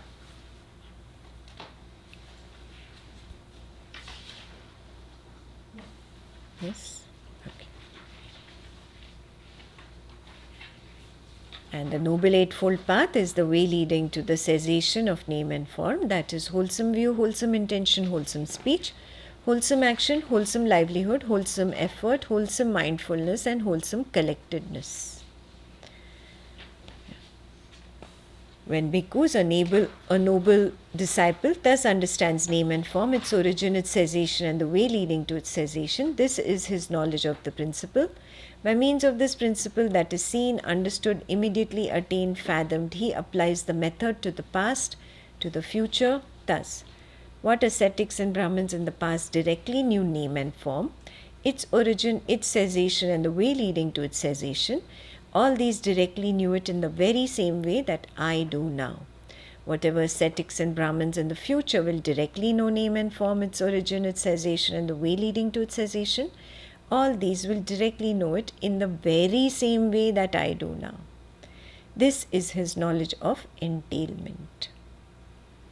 When bhikkhus, a noble disciple, has purified and cleansed these two kinds of knowledge, knowledge of the principle and knowledge of entailment, he is then called a noble disciple who is accomplished in view, accomplished in vision, arrived at this true Dhamma, who sees this true Dhamma, who possesses a trainee's knowledge, a trainee's true knowledge, who has entered the stream of the Dhamma, a noble one with penetrative wisdom, one who stands squarely before the door to the deathless. Clear? If the name and form was an object of sound, where you're expecting an apology, then it is obviously ear consciousness that has arisen. But in case of those who were wanting good Shila or wanting good Samadhi, when it is Shila related to this person, you had a form of the body, or you had a form of how I look, and can I be a good individual with good Shila who pays back his debt, then you had the mental image of the body, that is form. So that could be a mind consciousness coming up because it was a mind object, a mental image of your form. You see. But those who said, no, I want to get to formlessness in Samadhi, and were imagining the formlessness, that is also a mental phenomena, but with formless existence. Craving for the mental phenomena means mind consciousness came up. Remember, mind consciousness is all the way till the cessation of the I.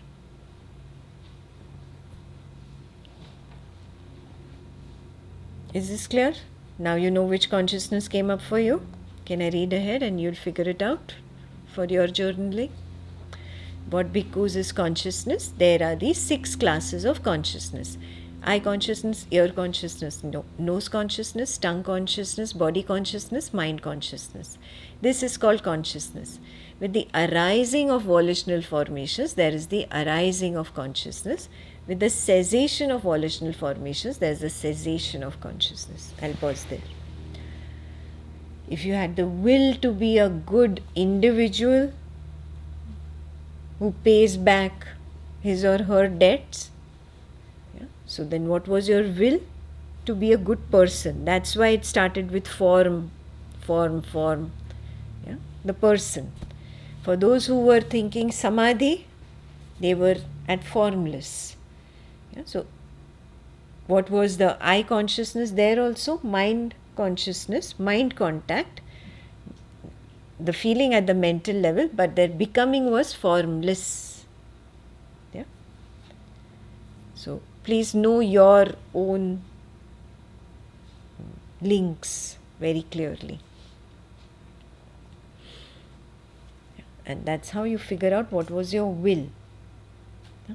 For some, there was no will in the current moment. It came from a past tendency. When it comes from the past tendency, it's always, most of the times, it's this body. This person should be the one who pays back. Always. So then it came mostly from the idea of a body. Unless you've really been doing Samadhi so much and hankering for a good Samadhi, then you didn't have the form there. But if you're a beginner, you definitely came from the body. There's no two way about it. Clear? That tendency, find out, was it a tendency or was it a current will? You see, you will know, you will be able to find out.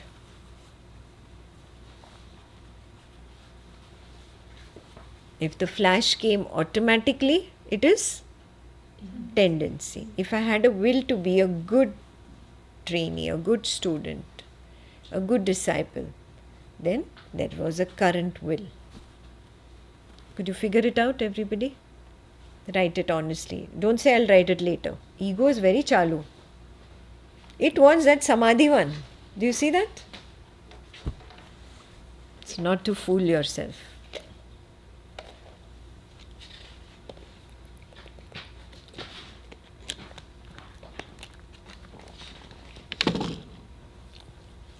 So with the arising of volitional formations, there's the arising of consciousness. With the cessation of volitional formations, there's the cessation of consciousness. Yeah. Where did the cessation happen? Consciousness passes over the baton to the name and form. Yeah, that's where the cessation happened. This noble eightfold path is the way leading to the cessation of consciousness. That is, wholesome view, wholesome intention, wholesome speech, wholesome action, wholesome livelihood, wholesome effort, wholesome mindfulness, and wholesome collectedness. When bhikkhus, a noble disciple, thus understands consciousness, its origin, its cessation, and the way leading to its cessation, this is his knowledge of the principle. By means of this principle that is seen, understood, immediately attained, fathomed, he applies the method to the past and to the future thus.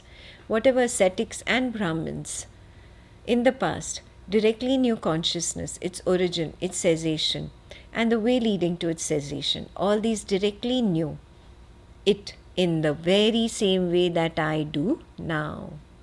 Whatever ascetics and Brahmins in the future will directly know consciousness, its origin, its cessation, and the way leading to its cessation, all these will directly know it in the very same way that I do now. This is his knowledge of entailment. When bhikkhus, a noble disciple, has purified and cleansed these two kinds of knowledge, knowledge of the principle and knowledge of entailment, he is then called a noble disciple, who is accomplished in view, accomplished in vision, arrived at this true Dhamma, who sees this true Dhamma, who possesses a trainee's knowledge, a trainee's true knowledge, who has entered the stream of the Dhamma, a noble one with penetrative wisdom, one who stands squarely before the door to the deathless. Now we come to the main thing. Volitional formations. You already figured out yours was tendency or was it current will? You know it. Good. And bhikkhus, what are the volitional formations? There are these three kinds of volitional formations: bodily volitional formation, verbal volitional formation, mental volitional formation. Now, decide, look at your answer.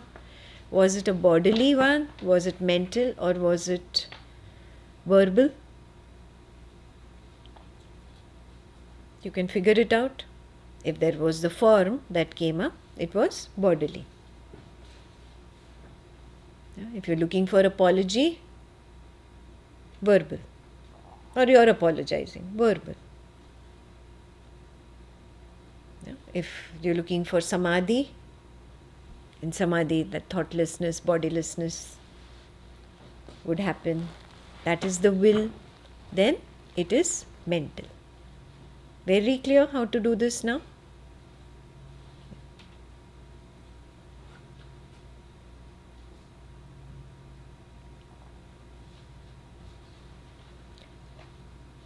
These are called the volitional formations. With the arising of ignorance, there is the arising of volitional formations. With the cessation of ignorance, there is the cessation of volitional formations. I saw cessation very easily. It moved into consciousness. Either eye, ear, mind consciousness came up. Very clearly I know it. It arose from ignorance. When a tendency arises, I know, I don't, from where did this come? I know it came from nothingness, from shunyata. Yeah? That tendency definitely I can understand has come from ignorance. My past ignorance, past reaction. Yeah? If I am not aware in the now, and the will comes up right now, yeah? Not past tendency, but right now. If I am not aware right now, the will create the whole chain, all the 12 links. Yeah, so it comes from ignorance in the now. If I were really alert, I could have dissolved it right at the will. We learned that at volition level only. Just with the power of observation, I could have dissolved it. This entire link would have not happened. 1 to 2, 2 to 3, and all the way to 12.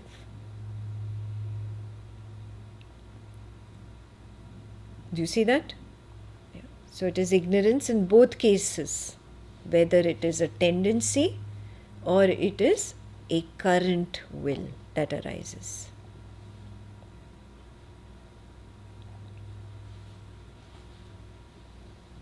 So now I know the birth of it, the arising of it. It came from ignorance. With the arising of ignorance, there is the arising of the volitional formations. With the cessation of ignorance, there is the cessation of volitional formations. Yeah, if at all, in that moment, I use the power of observation and I dissolve the will. What was the Noble Eightfold Path that I followed for the cessation? What was the way? Mindfulness, number 1. Mindfulness. Immediately I saw it and dissolved it with the power of observation. Yeah? It will always be mindfulness at this will dissolution. Yeah? And you've had the proper intention that yes, I want to follow the path of the Buddha, and this really seems like the way to get rid of this suffering. So my intention is pure, is wholesome. So wholesome intention is there, and therefore wholesome mindfulness came about. Good? Very clear? Yeah. So this should be your goal. This is the main homework I've given you. Do you remember that? Yeah, it's in your homegoing instructions.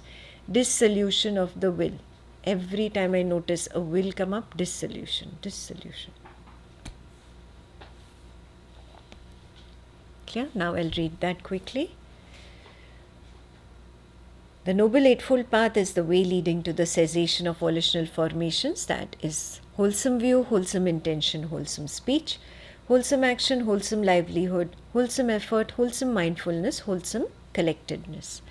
When bhikkhus, a noble disciple, thus understands volitional formations, their origin, which was ignorance, their cessation, which was the corresponding consciousness, and the way leading to their cessation, this is his knowledge of the principle.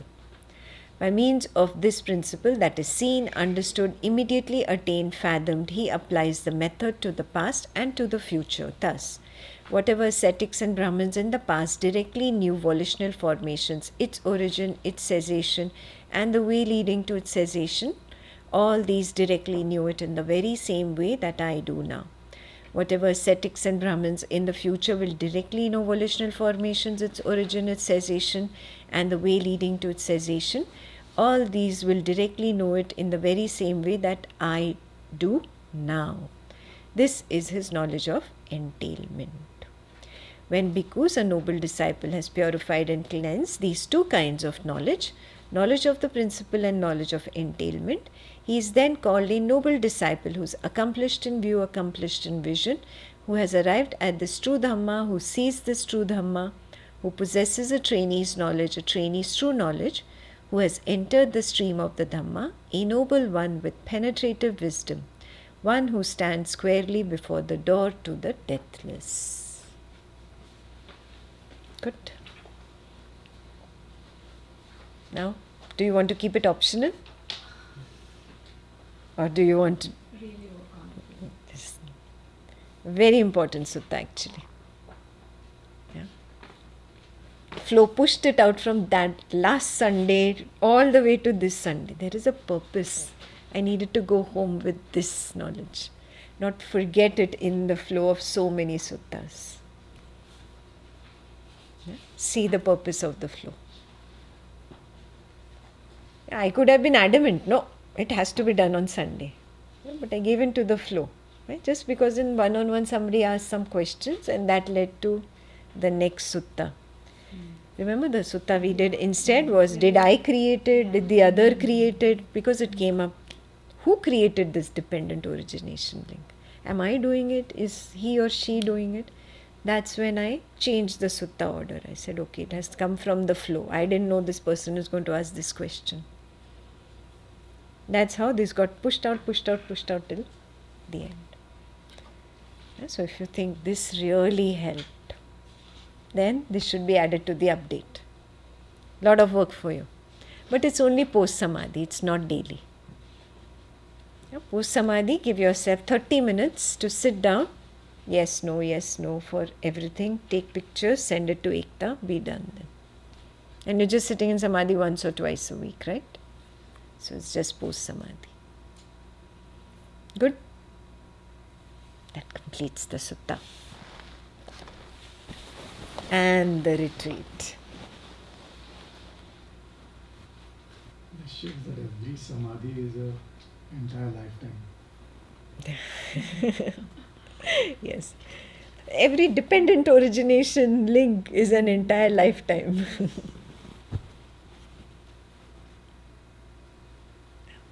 Any last questions? Last queries?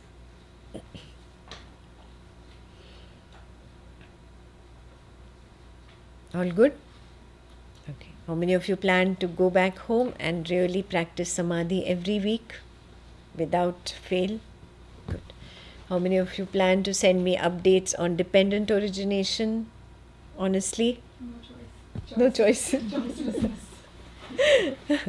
Okay. Good. ठीक है. चलो. So this ends the retreat. I usually do Jnana Sangha guidelines and all, but you all know almost everybody is in Gurukul. So you already know all the Jnana Sangha guidelines. The guidelines only say to come to Gurukul you should do 2 retreats